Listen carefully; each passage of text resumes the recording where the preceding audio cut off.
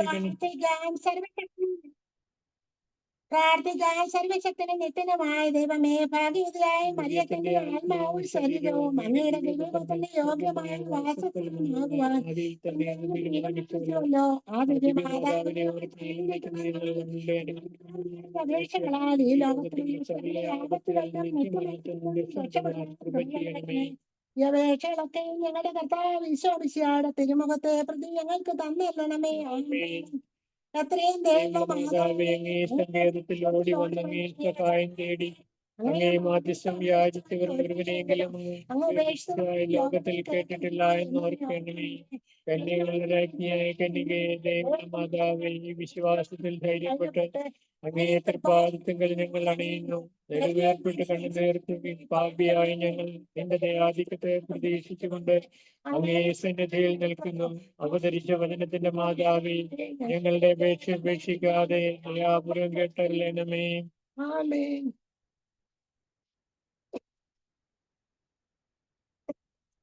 മിശിയോ മധ്യസ്ഥ പ്രാർത്ഥന. പിതാവായ ദൈവമേ, അങ്ങയുടെ പ്രിയപുത്രനായ ഈശോ മിശിഹ ഞങ്ങൾക്ക് നേടിത്തന്ന രക്ഷയുടെ സ്വാതന്ത്ര്യവും ദൈവരാജ്യ അനുഭവവും മറ്റുള്ളവരുമായി പങ്കുവെക്കുവാൻ ഞങ്ങളെ തിരഞ്ഞെടുത്തതിനെ ഓർത്ത് അങ്ങേക്ക് ഞങ്ങൾ നന്ദി പറയുന്നു. ലോകമെമ്പാടുമുള്ള മിശിയോ കുടുംബാംഗങ്ങളെയും എല്ലാ ഉപകാരികളെയും ആത്മീയ വരങ്ങളാലും ഭൗതിക നന്മകളാലും നിറയ്ക്കണമെന്ന് ഞങ്ങൾ പ്രാർത്ഥിക്കുന്നു. മിശിയോ ടീം നയിക്കുന്ന വിവിധ കോഴ്സുകളെയും ജീവകാരുണ്യ പ്രവർത്തനങ്ങളെയും അവിടുന്ന് ആശീർവദിക്കണമേ. സഭയുടെ ഏക ദൗത്യമായ സുവിശേഷ പ്രഘോഷണം ഹൃദയത്തിലേറുന്ന തീഷ്ണമതികളായ ധാരാളം മിഷണറിമാരെ ഒരുക്കുവാൻ മിശിയോ ടീമിനെ സഹായിക്കണമേ. നിത്യം പിതാവും പുത്രനും പരിശുദ്ധാത്മാവുമായ സർവേശ്വര, ആമേൻ. സ്വർഗസ്ഥനായ ഞങ്ങളുടെ പിതാവേ, അങ്ങയുടെ നാമം പൂജിതമാകണമേ. അങ്ങയുടെ രാജ്യം വരണമേ. അങ്ങയുടെ തിരുമനസ് സ്വർഗത്തിലെ പോലെ ഭൂമിയിലുമാകണമേ.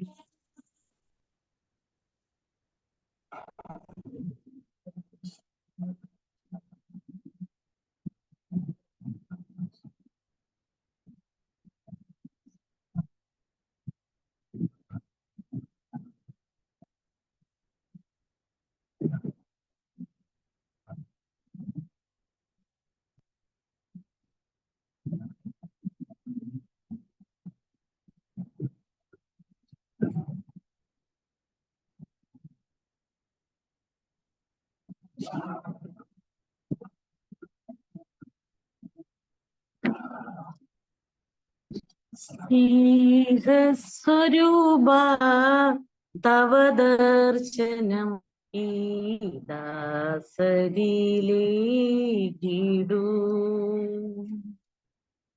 സ്നേഹസ്വരൂപ തവ ദർശനം ഈ ദാസരിലേകിടൂ.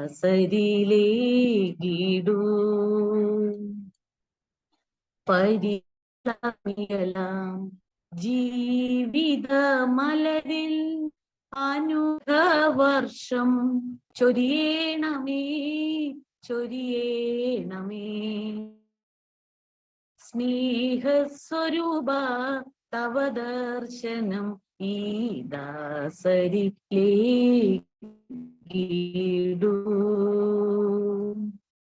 മലിനായ ഈ മൺകുടമങ്ങി സന്നിധിയിൽ, മലിനമായ ഈ മൺകുടമങ്ങി തിരുപാദ സന്നിധിയിൽ അർച്ചന ചെയ്തിടും ദാസരിൽ നാദ കൃപയേകിടൂ, കൃപയേകിടൂ. കൃത്തിൻ മാലിന്യം നീക്കിടൂ നീ. സ്നേഹസ്വരൂപ തവ ദർശനം ഈ ദാസരിലേകിടൂ.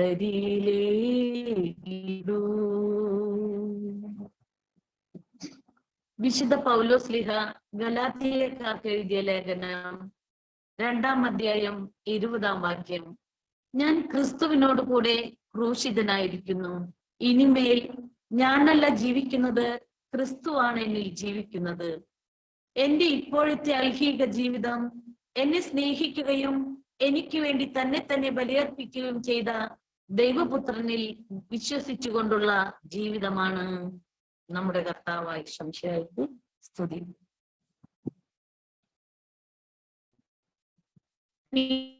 പുത്രനും പരിശുദ്ധാത്മാവുമായ ത്രിയേക ദൈവമേ, മിസിയോ 15-ാം ബാച്ചിന്റെ ഇന്നത്തെ ശുശ്രൂഷകളെ അങ്ങേക്ക് സമർപ്പിക്കുന്നു. ഇനി ഞാനല്ല, ക്രിസ്തുവാണ് എന്നിൽ ജീവിക്കുന്നത് എന്ന് പറഞ്ഞ വിശുദ്ധ പൗലോസ്ലീഹായെ പോലെ യേശുവിനെ അറിഞ്ഞ് വിശ്വസിച്ച് മാനസാന്തര ജീവിതത്തിൽ വന്ന് ഞങ്ങളെ ഓരോരുത്തരെയും അങ്ങ് അനുഗ്രഹിക്കണമേ. അങ്ങയുടെ ശുശ്രൂഷയ്ക്കായി ഒരുങ്ങിയിരിക്കുന്ന മിസിയുടെ ഇന്നത്തെ സെഷനെ പൂർണ്ണമായി അങ്ങ് ഏറ്റെടുക്കണമേ, അനുഗ്രഹിക്കണമേ. മിസിയോ ഗ്രൂപ്പിന്റെ രക്ഷാധികാരിയായിരിക്കുന്ന അഭിവന്യ മാർ ജോയ് ആലപ്പാട്ട് പിതാവിനെയും അഗസ്റ്റിനെയും മിസിയോയുടെ എല്ലാമായ ആലീസ് ആന്റിയെയും റിസോഴ്സ് ടീം അംഗങ്ങളെയും മധ്യസ്ഥ പ്രാർത്ഥനാ ഗ്രൂപ്പിനെയും എല്ലാ സാങ്കേതിക സംവിധാനങ്ങളെയും നാഥ അങ്ങേക്ക് സമർപ്പിക്കുന്നു. ഇന്നത്തെ ഈ കൂട്ടായ്മ പ്രാരംഭം കുറിച്ചുകൊണ്ട് ജപമാല ചൊല്ലി പ്രാർത്ഥിച്ച ചാക്കോ ചേട്ടനെയും കുടുംബത്തെയും MC ആയ ജോസ്മിയെയും പ്രൊക്ലമേഷൻ, ടെസ്റ്റിമണി, സ്ലൈഡ് പ്രസന്റേഷൻ എന്നീ ശുശ്രൂഷകൾ നയിക്കുന്നവരെയും സമാപന സന്ദേശവും ആശീർവാദവും നൽകുന്ന ജോമോൻ അച്ഛനെയും ലോകത്തിന്റെ വിവിധ ഭാഗങ്ങളിലായിരുന്നു കൊണ്ട് ഈ ശുശ്രൂഷയിൽ പങ്കെടുക്കുന്ന എല്ലാ മെമ്പേഴ്സിനെയും അങ്ങ് അനുഗ്രഹിക്കണമേ, ആശീർവദിക്കണമേ. നിത്യം പിതാവും പുത്രനും പരിശുദ്ധാത്മാവുമായ സർവേശ്വര എന്നേക്കും ആമേൻ. ഈശോയ്ക്ക് സ്തുതിയായിരിക്കട്ടെ. ഈശോയിൽ ഏറ്റവും സ്നേഹം നിറഞ്ഞവരെ, മത്തായി 19:29 എന്റെ നാമത്തെ പ്രതി ഭവനത്തെയോ സഹോദരങ്ങളെയോ സഹോദരികളെയോ മാതാവിനെയോ പിതാവിനെയോ മക്കളെയോ വയലുകളെയോ പരിത്യജിക്കുന്ന ഏതൊരുവനും 100 ഇരട്ടി ലഭിക്കും. അവ നിത്യജീവൻ അവകാശമാക്കുകയും ചെയ്യും. മാനസാന്തരം എന്നത് അനുതപിച്ച് പാപമോചനം തേടിയ മനുഷ്യൻ തന്റെ ബുദ്ധിയെയും മനസ്സിനെയും പൂർണ്ണമായി സമർപ്പിക്കുന്നു എന്ന് ഈ വചനത്തിന്റെ വെളിച്ചത്തില് മനസ്സിലാക്കാൻ കഴിയുന്നു. ജപമാല എന്ന പവർഫുൾ വെപ്പൺ പരിശുദ്ധ അമ്മയോട് ചേർന്ന് ജപമാല ചൊല്ലാൻ സഹായിച്ച ചാക്കോ അങ്കിളിനും ആന്റിക്കും ഹൃദയം നിറഞ്ഞ നന്ദി. ജപമാലയ്ക്കും മിസിയോ പ്രാർത്ഥനയ്ക്കും ശേഷം നമ്മുടെ ഈ മീറ്റിംഗ് പ്രാർത്ഥന ചൈതന്യം ഗാനത്താലും പ്രാരംഭ പ്രാർത്ഥനയാലും വർദ്ധിപ്പിച്ച ലീന ആന്റിക്ക് സ്നേഹത്തോടെ നന്ദിയോടെ ഓർക്കുന്നു. മാമോദിസ സ്വീകരിച്ച സഭയുടെ അംഗങ്ങളായ നാം ഓരോരുത്തരുടെയും കടമയാണ് സുവിശേഷ പ്രഘോഷണം. ഇതിനായിട്ട് എല്ലാവരെയും ഒരുക്കുക എന്ന ലക്ഷ്യത്തോടെ പ്രവർത്തിക്കുന്ന മിസിയോ ഗ്രൂപ്പിന്റെ ബാച്ച് 15-ലെ 5ാമത്തെ നിത്യസത്യമായ മാനസാന്തര പ്രത്യുത്തരം എന്ന ഈ ഒരു സെഷനിലേക്ക് നാം പ്രവേശിക്കുകയാണ്. ആദ്യം തന്നെ ഏറെ പ്രത്യേകമായി പ്രാർത്ഥന ആശീർവാദങ്ങളാൽ മിസിയോ കൂട്ടായ്മയെ സമ്പന്നമാക്കുന്ന നമ്മുടെ ആത്മീയ പിതാവും ചിക്കാഗോ രൂപതയുടെ ഇടയനുമായ അഭിമന്യ മാർ ജോയ് ആലപ്പാട്ട് പിതാവിനെ ഏറെ സ്നേഹ ആദരങ്ങളോടെ സ്വാഗതം ചെയ്യുന്നു. ഈ സെഷന്റെ സമാപന സന്ദേശം നൽകുവാനും നമ്മെ ആശീർവദിക്കുവാനും നമുക്ക് ഒപ്പമുള്ളത് ഫാദർ ജോമോൻ അത്താഴ്പ്പാടം ആണ്. അച്ഛനെയും ഏറെ സ്നേഹപൂർവ്വം സ്വാഗതം ചെയ്യുന്നു. മിസിയോ ടീമിന്റെ സാരഥി, സുവിശേഷ പ്രഘോഷണം നെഞ്ചിലേറ്റി ശരിയായ ദിശാബോധത്തോടെ നമ്മെ ഓരോരുത്തരെയും നയിക്കുന്ന നമ്മുടെ എല്ലാമായ പ്രൊഫസർ CC ആലിസൂട്ടി ആന്റിയെയും നമ്മുടെ പ്രിയപ്പെട്ട ടുമ്മിച്ചൻ അങ്കിളിനെയും സ്നേഹപൂർവ്വം സ്വാഗതം ചെയ്യുന്നു. ഇന്ന് നമ്മുടെ മീറ്റിംഗില് വ്യത്യസ്തങ്ങളായ ദൗത്യങ്ങൾ ഏറ്റെടുത്തിരിക്കുന്ന പ്രിയ സഹോദരങ്ങളായ പ്രൊക്ലമേഷൻ നടത്തുന്ന പുഷ്പം ആന്റി, ടെസ്റ്റിമണി നടത്തുന്ന ബാബു അങ്കിൾ, സ്ലൈഡ് പ്രസന്റേഷൻ നടത്താൻ നിയോഗനായിരിക്കുന്ന ജോജോ ചേട്ടൻ എന്നിവരെയും മിസിയോ മെൻഡേസ് കോർഡിനേറ്റേഴ്സ് എന്നിവരെയും സമകാല ഭേദമന്യേ എല്ലാ തിരക്കുകളും മാറ്റിവെച്ച് താല്പര്യത്തോടെ വചനം അറിയുവാൻ, ഗ്രഹിക്കുവാൻ, ഈശോയോട് കൂടുതൽ അടുക്കുവാൻ മിസിയോ എന്ന കൂട്ടായ്മയിലേക്ക് വചനത്തിന്റെ വെളിച്ചത്തിലേക്ക് കടന്നു വന്ന പ്രിയ സഹോദരങ്ങളെ, നിങ്ങളെ ഓരോരുത്തരെയും പ്രാർത്ഥനാപൂർവം യേശുനാമത്തില് സ്വാഗതം ചെയ്യുന്നു. വചനം ശ്രവിക്കുമ്പോൾ നമ്മുടെ ഹൃദയം ജ്വലിക്കുന്നു. ഈശോയിൽ വിശ്വസിക്കുമ്പോൾ നമുക്കുണ്ടാകുന്ന മാനസാന്തരത്തെക്കുറിച്ച് പ്രൊക്ലമേഷനിലൂടെ മനസ്സിലാക്കി തരുന്നതിനായി പുഷ്പ ആന്റിയെ സ്നേഹപൂർവ്വം ക്ഷണിച്ചുകൊള്ളുന്നു.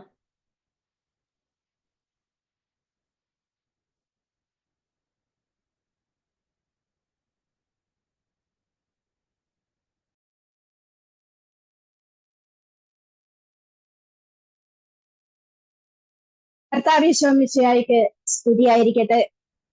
ഈശോയിൽ ഏറ്റവും സ്നേഹം നിറഞ്ഞവരെ,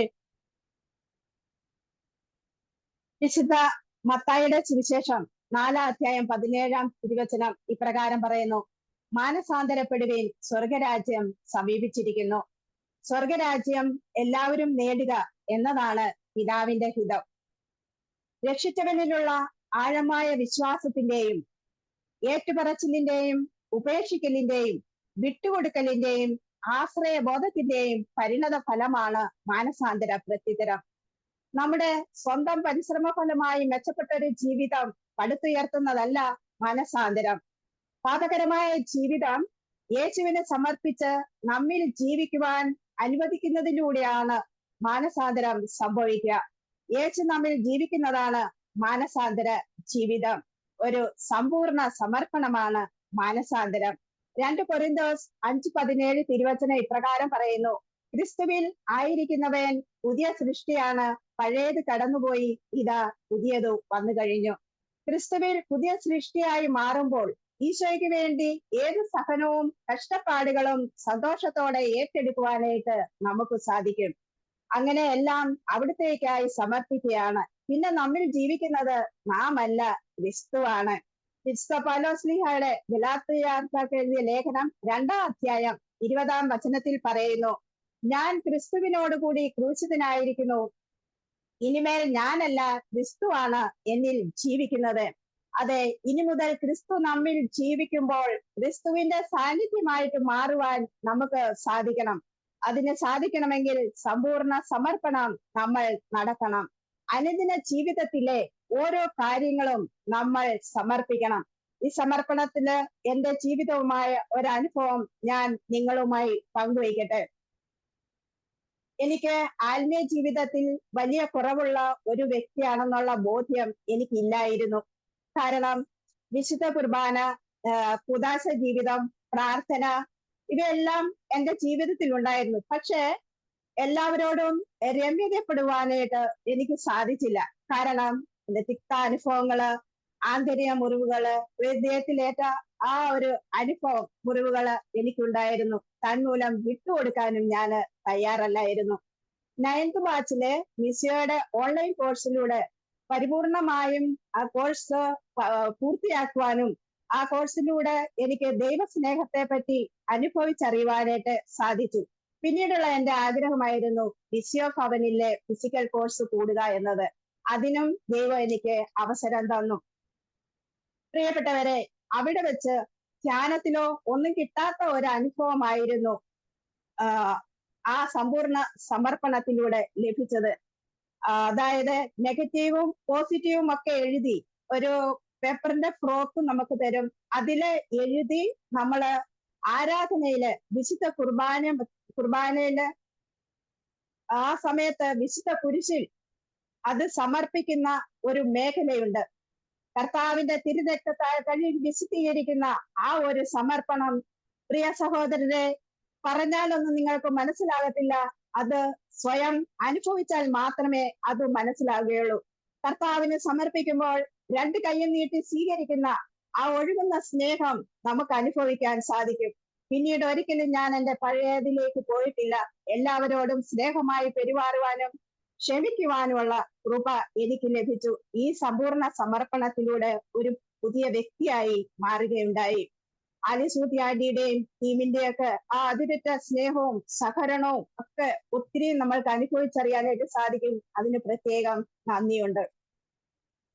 പൂർണ്ണമായ ഉപേക്ഷിക്കലിന്റെയും വിട്ടുകൊടുക്കലിന്റെയും ക്രിസ്തുവിൽ മാത്രമുള്ള ഒരു ആശ്രയബോധത്തിന്റെയും സമ്പൂർണ്ണ സമർപ്പണത്തിന്റെയും ജീവിതം നമുക്ക് വിശുദ്ധ അഗസ്റ്റിനിൽ കാണാൻ സാധിക്കും. പുറപ്പാട് 13:12 ആദിജാതരുടെ ഒരു സമർപ്പണമുണ്ട്. നിങ്ങളുടെ എല്ലാ ആദിജാതരെയും കർത്താവിന് സമർപ്പിക്കണം. മൃഗങ്ങളുടെ കടിഞ്ഞൂലുകളിലും ആൺകുട്ടികൾ കർത്താവിനുള്ളതായിരിക്കും. നമുക്കറിയാം, പൂർവികരുടെ കാലത്ത് ആദ്യഫലം ദൈവത്തിന് സമർപ്പിക്കുക പതിവായിരുന്നു. അത് മക്കളാകാം, വളർത്തു മൃഗങ്ങളാകാം, കൃഷിഫലമാകാം, എന്ത് തന്നെ ആയാലും സന്തോഷത്തോടെ ദൈവത്തിന് സമർപ്പിക്കുക പതിവായിരുന്നു. ബഹുമാനപ്പെട്ട വൈദികർ, ബഹുമാനപ്പെട്ട സിസ്റ്റേഴ്സ്, ഇവരൊക്കെ അവരുടെ ജീവിതം ദൈവത്തിനും സഭയ്ക്കും വേണ്ടി സമർപ്പിച്ച വ്യക്തികളാണ്. അബ്രാഹാം ഇസ്ഹാക്കിനെ ബലികഴിക്കാൻ സന്നദ്ധനായ പോലെ പ്രിയപ്പെട്ടതിനെ ബലികഴിക്കുന്നതാണ് മാനസാന്തരം. വിശുദ്ധ ലൂക്കായുടെ സുവിശേഷം 5-ാം അധ്യായം 1 മുതൽ 11 വരെയുള്ള വചനങ്ങളിൽ വള്ളവും വലയും വേലക്കാരും ഒക്കെ സ്വന്തമായി ഉണ്ടായിരുന്ന പത്രോസിനെ നമുക്കറിയാം. സഭയുടെ തലവനായി മാറുന്ന ആ ഒരവസ്ഥ, അത്രയ്ക്കും ഒരു മാറ്റമാണ് മാനസാന്തരത്തിലൂടെ ഉണ്ടാകുന്നത്. അതായത് ജഡിക അവസ്ഥയിൽ നിന്നും ആന്തരിക അവസ്ഥയിലേക്കുള്ള ഒരു മാറ്റമാണ് വിശുദ്ധ ബൈബിളില് ഉടനീളം നമുക്ക് കാണാൻ സാധിക്കുന്നത്. മാനസാന്തരപ്പെട്ട് യേശുവിന്റെ കൂടെ ആയിരിക്കുമ്പോൾ, സമസ്തവും സമർപ്പിക്കുമ്പോൾ യേശുവിനൊപ്പം ആയിരിക്കുന്നു. വിശുദ്ധ ലൂക്കായുടെ സുവിശേഷം 1-ാം അധ്യായം 38 പരിശുദ്ധ ദേവമാതാവിന്റെ ഒരു സമർപ്പണമുണ്ട്. ഇതാ കർത്താവിന്റെ ദാസി, നിന്റെ വാക്ക് എന്നിൽ നിറവേറട്ടെ എന്ന് ഉച്ചരിച്ചപ്പോൾ ആ മാത്രയിൽ അതൊരു സമ്പൂർണ്ണ സമർപ്പണമായി ലോകം മുഴുവനുമുള്ള രക്ഷകനെ വാഗ്ദാനം ചെയ്യാനായിട്ട് പരിശുദ്ധ അമ്മയ്ക്ക് സാധിച്ചു. വിശുദ്ധ മാർക്കോസ് 10:46 മുതൽ 52 വരെയുള്ള വചനം, ബർത്തിമിയോസ് എന്ന അന്ധയാചകനെ കാഴ്ച ലഭിക്കുന്നതും യേശുവിന്റെ വിളി കേട്ട് യേശുവിന്റെ പിന്നാലെ ആ പുറങ്കുപ്പായം എറിഞ്ഞിട്ട് അവൻ കുതിച്ചു ചാടി സന്തോഷത്തോടെ യേശുവിനെ അനുഗമിക്കുന്നു. നമുക്കറിയാം, ഈ യാചകന്മാരുടെ പുറങ്കുപ്പായം എന്ന് പറയുമ്പോൾ അവരുടെ സമ്പാദ്യം മൊത്തം അതിനുള്ളിൽ ഉണ്ടായിരിക്കും. അവൻ അതെല്ലാം വേണ്ടാന്ന് വെച്ചിട്ടാണ് സമ്പൂർണ്ണ സമർപ്പണത്തിലൂടെ യേശുവിനെ അനുഗമിച്ചത്. ഇത് അപ്പസ്തോല പ്രവർത്തനം 2:44, അപ്പസ്തോല പ്രവർത്തനം 4-ാം അധ്യായം 32 ആദിമ സമൂഹത്തിന്റെ ഒരു സമർപ്പണം. ആദിമ ക്രിസ്ത്യാനികളായ വിശ്വാസികളുടെ സമൂഹം തങ്ങൾക്കുണ്ടായിരുന്ന സ്വത്തുക്കളെല്ലാം അവർ പൊതുവായി കരുതി അപ്പസ്തലന്മാരുടെ കാൽക്കൽ സമർപ്പിച്ചിട്ടുള്ള ഒരു സമർപ്പണം. പ്രിയമുള്ളവരെ, ഇപ്പോൾ എനിക്ക് ഇപ്രകാരമുള്ള ഒരു സമർപ്പണത്തിലേക്ക് എല്ലാത്തിനെയും വിട്ടുകൊടുത്തുകൊണ്ട് നമ്മുടെ ജീവിതത്തെ പൂർണ്ണമായി സമർപ്പിക്കുന്ന ഒരവസ്ഥയാണിത്. മറ്റൊരു തരത്തിൽ പറഞ്ഞാൽ, നമ്മുടെ ജീവിതത്തിലെ എല്ലാ അള്ളിപ്പിടുത്തങ്ങളിൽ നിന്നും പിടിപെട്ട് നമ്മൾ ഒരു സ്വാതന്ത്ര്യത്തോടും പ്രത്യാശയോടും കൂടി ദൈവത്തിന്റെ കരങ്ങളിലേക്ക് ഏൽപ്പിച്ചു കൊടുക്കുന്നതാണ്. എനിക്കിപ്പോൾ നമ്മുടെ ആലിസൂട്ടി ആന്റി പറഞ്ഞ ഒരു കഥ എന്റെ ഓർമ്മയിലേക്ക് വരികയാണ്. ഞാൻ ഈ കഥ പറയുമ്പോൾ നിങ്ങൾ അത് മനസ്സിൽ ഇമാജിൻ ചെയ്യുവാണെങ്കിൽ പെട്ടെന്ന് അതിന്റെ പൊരുള് ഉൾക്കൊള്ളാനായിട്ട് സാധിക്കും. അതായത് ഒരു നദി, അതിൽ നല്ല ഒഴുക്കുണ്ട്, പാറക്കെട്ടുകളും തടിക്കഷ്ണങ്ങളും ഒക്കെ അവിടെ ഇവിടെ ഇങ്ങനെ പൊന്തി നിൽപ്പുണ്ട്. അപ്പോൾ കുറച്ച് പ്രാണികൾ ഒഴുക്കിനെ പ്രതിരോധിച്ച് അതിൽ അള്ളിപ്പിടിച്ച് കഴിഞ്ഞിരുന്നു. അതിലൊരു ചെറുപ്പക്കാരൻ പ്രാണി പറഞ്ഞു, ഒരു ദിവസം പ്രഭാതത്തിൽ പറഞ്ഞു, ഞാൻ നാളെ എന്റെ കൈ വിട്ട് ഒഴുക്കിനോടൊപ്പം ഒഴുകാൻ തീരുമാനിച്ചിരിക്കുകയാണ്. മറ്റു പ്രാണികൾ പറഞ്ഞു, നീ എന്താ പറയുന്നത്? അങ്ങനെ കാണിച്ചു കഴിഞ്ഞാൽ അത് വലിയ മണ്ടത്തരമല്ലേ? നീ ഒഴുക്കിലൂടെ ഒഴുകിപ്പോയാൽ പാറക്കല്ലിലും മറ്റും തട്ടി നിന്റെ ജീവൻ തന്നെ നഷ്ടത്തിലാകാമെന്ന്. എന്നാൽ പിറ്റേ ദിവസം പ്രഭാതത്തിൽ അവരുടെ വാക്കുകളൊന്നും കേൾക്കാതെ കൈവിട്ട് ഒഴുക്കിലൂടെ ഒഴുകി. 1-2 തവണ മറിഞ്ഞ് ഒഴുകി. അപ്പോൾ അവർ വിചാരിച്ചു അവൻ ചത്തുപോയി കാണുമെന്ന്. എന്നാൽ മുന്നോട്ട് പോയപ്പോൾ അവിടെ ഉണ്ടായിരുന്ന മറ്റു പ്രാണികൾ കണ്ടു അവൻ ആഹ്ലാദത്തോടെ ഒഴുക്കിനോടൊപ്പം ഒഴുകിപ്പോകുന്നത്.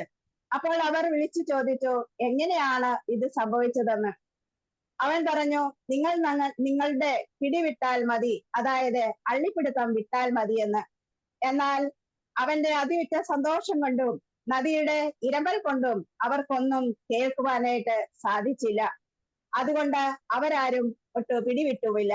സഹോദരരെ, പിടിവിട്ട ശേഷം പൂർണ്ണമായ സ്വാതന്ത്ര്യത്തോടെ സന്തോഷത്തോടെ തീരങ്ങളുടെ സൗന്ദര്യവും ഒഴുക്കിന്റെ ആനന്ദവും എല്ലാം അനുഭവിക്കാൻ സാധിച്ചു.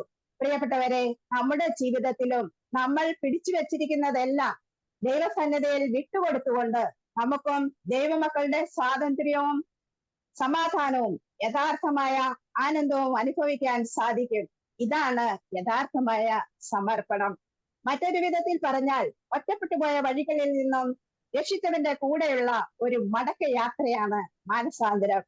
വിശുദ്ധ ലൂക്ക 7:38 കാണുന്നു, കരഞ്ഞുകൊണ്ട് കണ്ണുനീർ കൊണ്ട് കർത്താവിന്റെ പാദങ്ങൾ കഴുകി തലമുടി കൊണ്ട് തുടച്ച പാപിനിയായവളുടെ മാനസാന്തര പ്രത്യുത്തരം.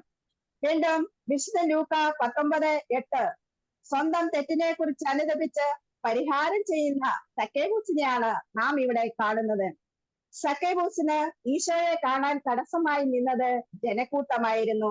എന്നാൽ നമ്മുടെ ജീവിതത്തിലോ തലക്ക് ദോഷങ്ങളാകാം, നൈരാശ്യ ജീവിതമാകാം, വേദനിപ്പിക്കുന്ന മുറിപ്പെടുത്തലുകളോ ഒക്കെ ആകാം.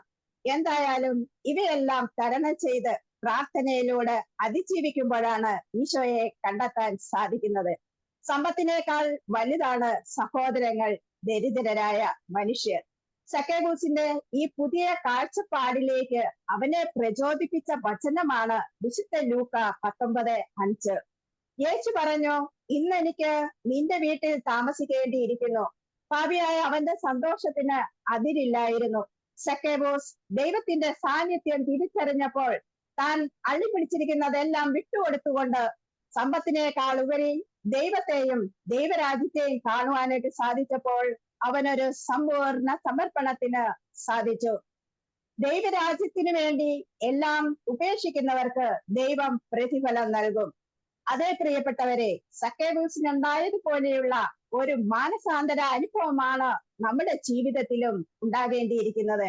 നേരത്തെ സൂചിപ്പിച്ചതുപോലെ അപ്പസ്തല പ്രവർത്തനം 4:34 സർവ്വതും അപ്പസ്തലന്മാരുടെ കാൽക്കൽ സമർപ്പിച്ച ആദിമ ക്രൈസ്തവ സമൂഹത്തിന്റെ സമർപ്പണം എല്ലാം നമ്മോട് പറയുന്നത് മാനസാന്തരത്തിന്റെ പൂർണ്ണത സമ്പൂർണ്ണ സമർപ്പണത്തിലാണ് എന്നാണ്. മാനസാന്തര പ്രത്യുത്തരം നൽകുന്ന ഒരു വ്യക്തി സ്വന്തം രക്തം കൊടുത്ത് തന്നെ തന്നെ നമുക്കായി പൂർണ്ണമായി സമർപ്പിച്ച കൊളോസ്സസ് 1:22 വചനപ്രകാരം യേശു നമ്മെ വിലയ്ക്ക് വാങ്ങിയ യേശുവിനെ നമ്മുടെ ജീവിതത്തിന്റെ ഉടമസ്ഥനായി ഏറ്റുപറഞ്ഞ് സ്വീകരിച്ച് സമ്പൂർണ്ണ സമർപ്പണം നടത്തി കഴിയുമ്പോഴാണ് മാനസാന്തരം പ്രത്യുത്തര പൂർണ്ണമാവുന്നത്. നമ്മൾ നമ്മുടേതെന്ന് കരുതുന്ന എല്ലാം തന്നെ ദൈവത്തിന്റെ കരങ്ങളിലേക്ക് വിട്ടുകൊടുത്തുകൊണ്ടുള്ള ഒരു മാറ്റമാണ് യഥാർത്ഥ മാനസാന്തരം. കത്തോലിക്ക സഭയുടെ മതബോധന ഗ്രന്ഥം 143 ഖണ്ഡികയിൽ ഇപ്രകാരം പറയുന്നു: സ്വയം വെളിപ്പെടുത്തുന്ന ദൈവത്തിന് മനുഷ്യൻ തന്റെ അസ്തിത്വം മുഴുവനും സമർപ്പിച്ച് പ്രത്യുത്തരം നൽകുന്നതാണ് ഇതെന്ന് സഭ നമ്മെ പഠിപ്പിക്കുകയാണ്. അതെ, സ്വയം നമുക്ക് വെളിപ്പെടുത്തി തന്നിരിക്കുകയാണ്. നമ്മുടെ രക്ഷയുടെ എല്ലാ രഹസ്യങ്ങളും ഒരു മനുഷ്യന്റെ ജീവിതത്തിന് ആവശ്യമായതെല്ലാം വെളിപ്പെടുത്തി തന്നിരിക്കുന്നു. ദൈവത്തിന്റെ കരങ്ങളിലേക്ക് നമ്മുടെ അസ്തിത്വത്തെ മുഴുവനായി സമർപ്പിക്കുന്നതാണ് ഈ മാനസാന്തര പ്രത്യുത്തരം എന്ന് പറയുന്നത്.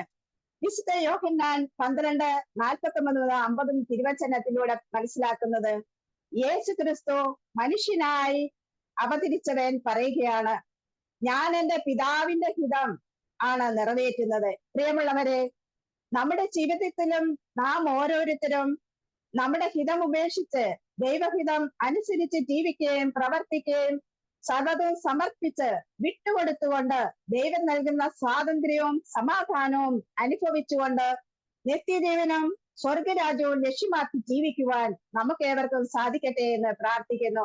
റോമർ 8:35 വചനത്തിൽ പറയുന്നത് പോലെ, ഈ സ്നേഹത്തിൽ നിന്നും ആര് നമ്മെ വേർപെടുത്തും എന്ന വചനം നമ്മിൽ മാംസം ധരിക്കുമ്പോഴാണ് യഥാർത്ഥ മാനസാന്തര പ്രത്യുത്തരം ആകുന്നത്.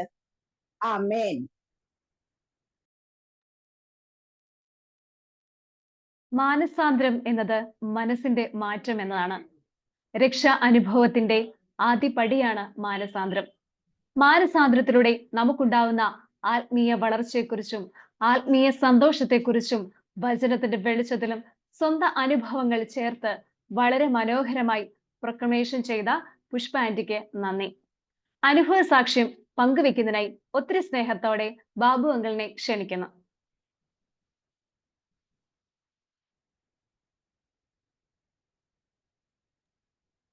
ഈശോമിശിഹായ്ക്ക് സ്തുതിയായിരിക്കട്ടെ. എൻ്റെ പേര് ബാബു ഏജെ. ഞാൻ തൃശ്ശൂർ രൂപത മുണ്ടത്തിക്കൂട് ഇടവാങ്ങണം. അപ്പോൾ മാനസാന്തര പ്രത്യുത്തരം എനിക്കുണ്ടായ ഒരു മാനസാന്തരത്തെ കുറിച്ചാണ് പറയാൻ ആഗ്രഹിക്കുന്നത്. അത് കുമ്പസാരത്തിലൂടെയായിരുന്നു. വിശുദ്ധ ലൂക്കായുടെ സുവിശേഷം 15-ാം അധ്യായം 11 മുതൽ 32 വരെ ധൂർത്തുപുത്രന്റെ ഉപമയാണ്. അതുപോലെ തന്നെ സക്കേബൂസിന്റെ ഉപമ 19:1-10. അപ്പോൾ ലൂക്കാ സുവിശേഷം അദ്ദേഹം ഒരു വൈദ്യനായിരുന്നു. അപ്പോൾ മനുഷ്യൻ തെറ്റ് ചെയ്താൽ എന്ത് ചെയ്യണമെന്ന് കറക്റ്റായിട്ട് പറഞ്ഞു തന്നൊരു സുവിശേഷമാണ് ലൂക്കായുടെ 2 അധ്യായങ്ങളും 2 ഭാഗങ്ങളും. അപ്പൊ എനിക്കുണ്ടായ സംഭവം ദൂതപുത്രൻ തെറ്റ് ചെയ്തു. അപ്പൊ അദ്ദേഹത്തിന് മനസ്സിലായി അത് തെറ്റാണെന്ന് മനസ്സിലാക്കി പിതാവിനോട് വന്ന് ഏറ്റു പറയുന്ന ഒരു കുമ്പസാരം. ആ കുമ്പസാരമാണ് അനുരഞ്ജന കൂദാശ.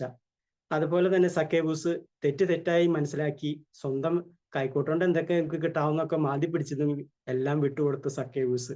സക്കേവൂസിന്റെ മാനസാന്തരവും പ്രത്യുത്തരം.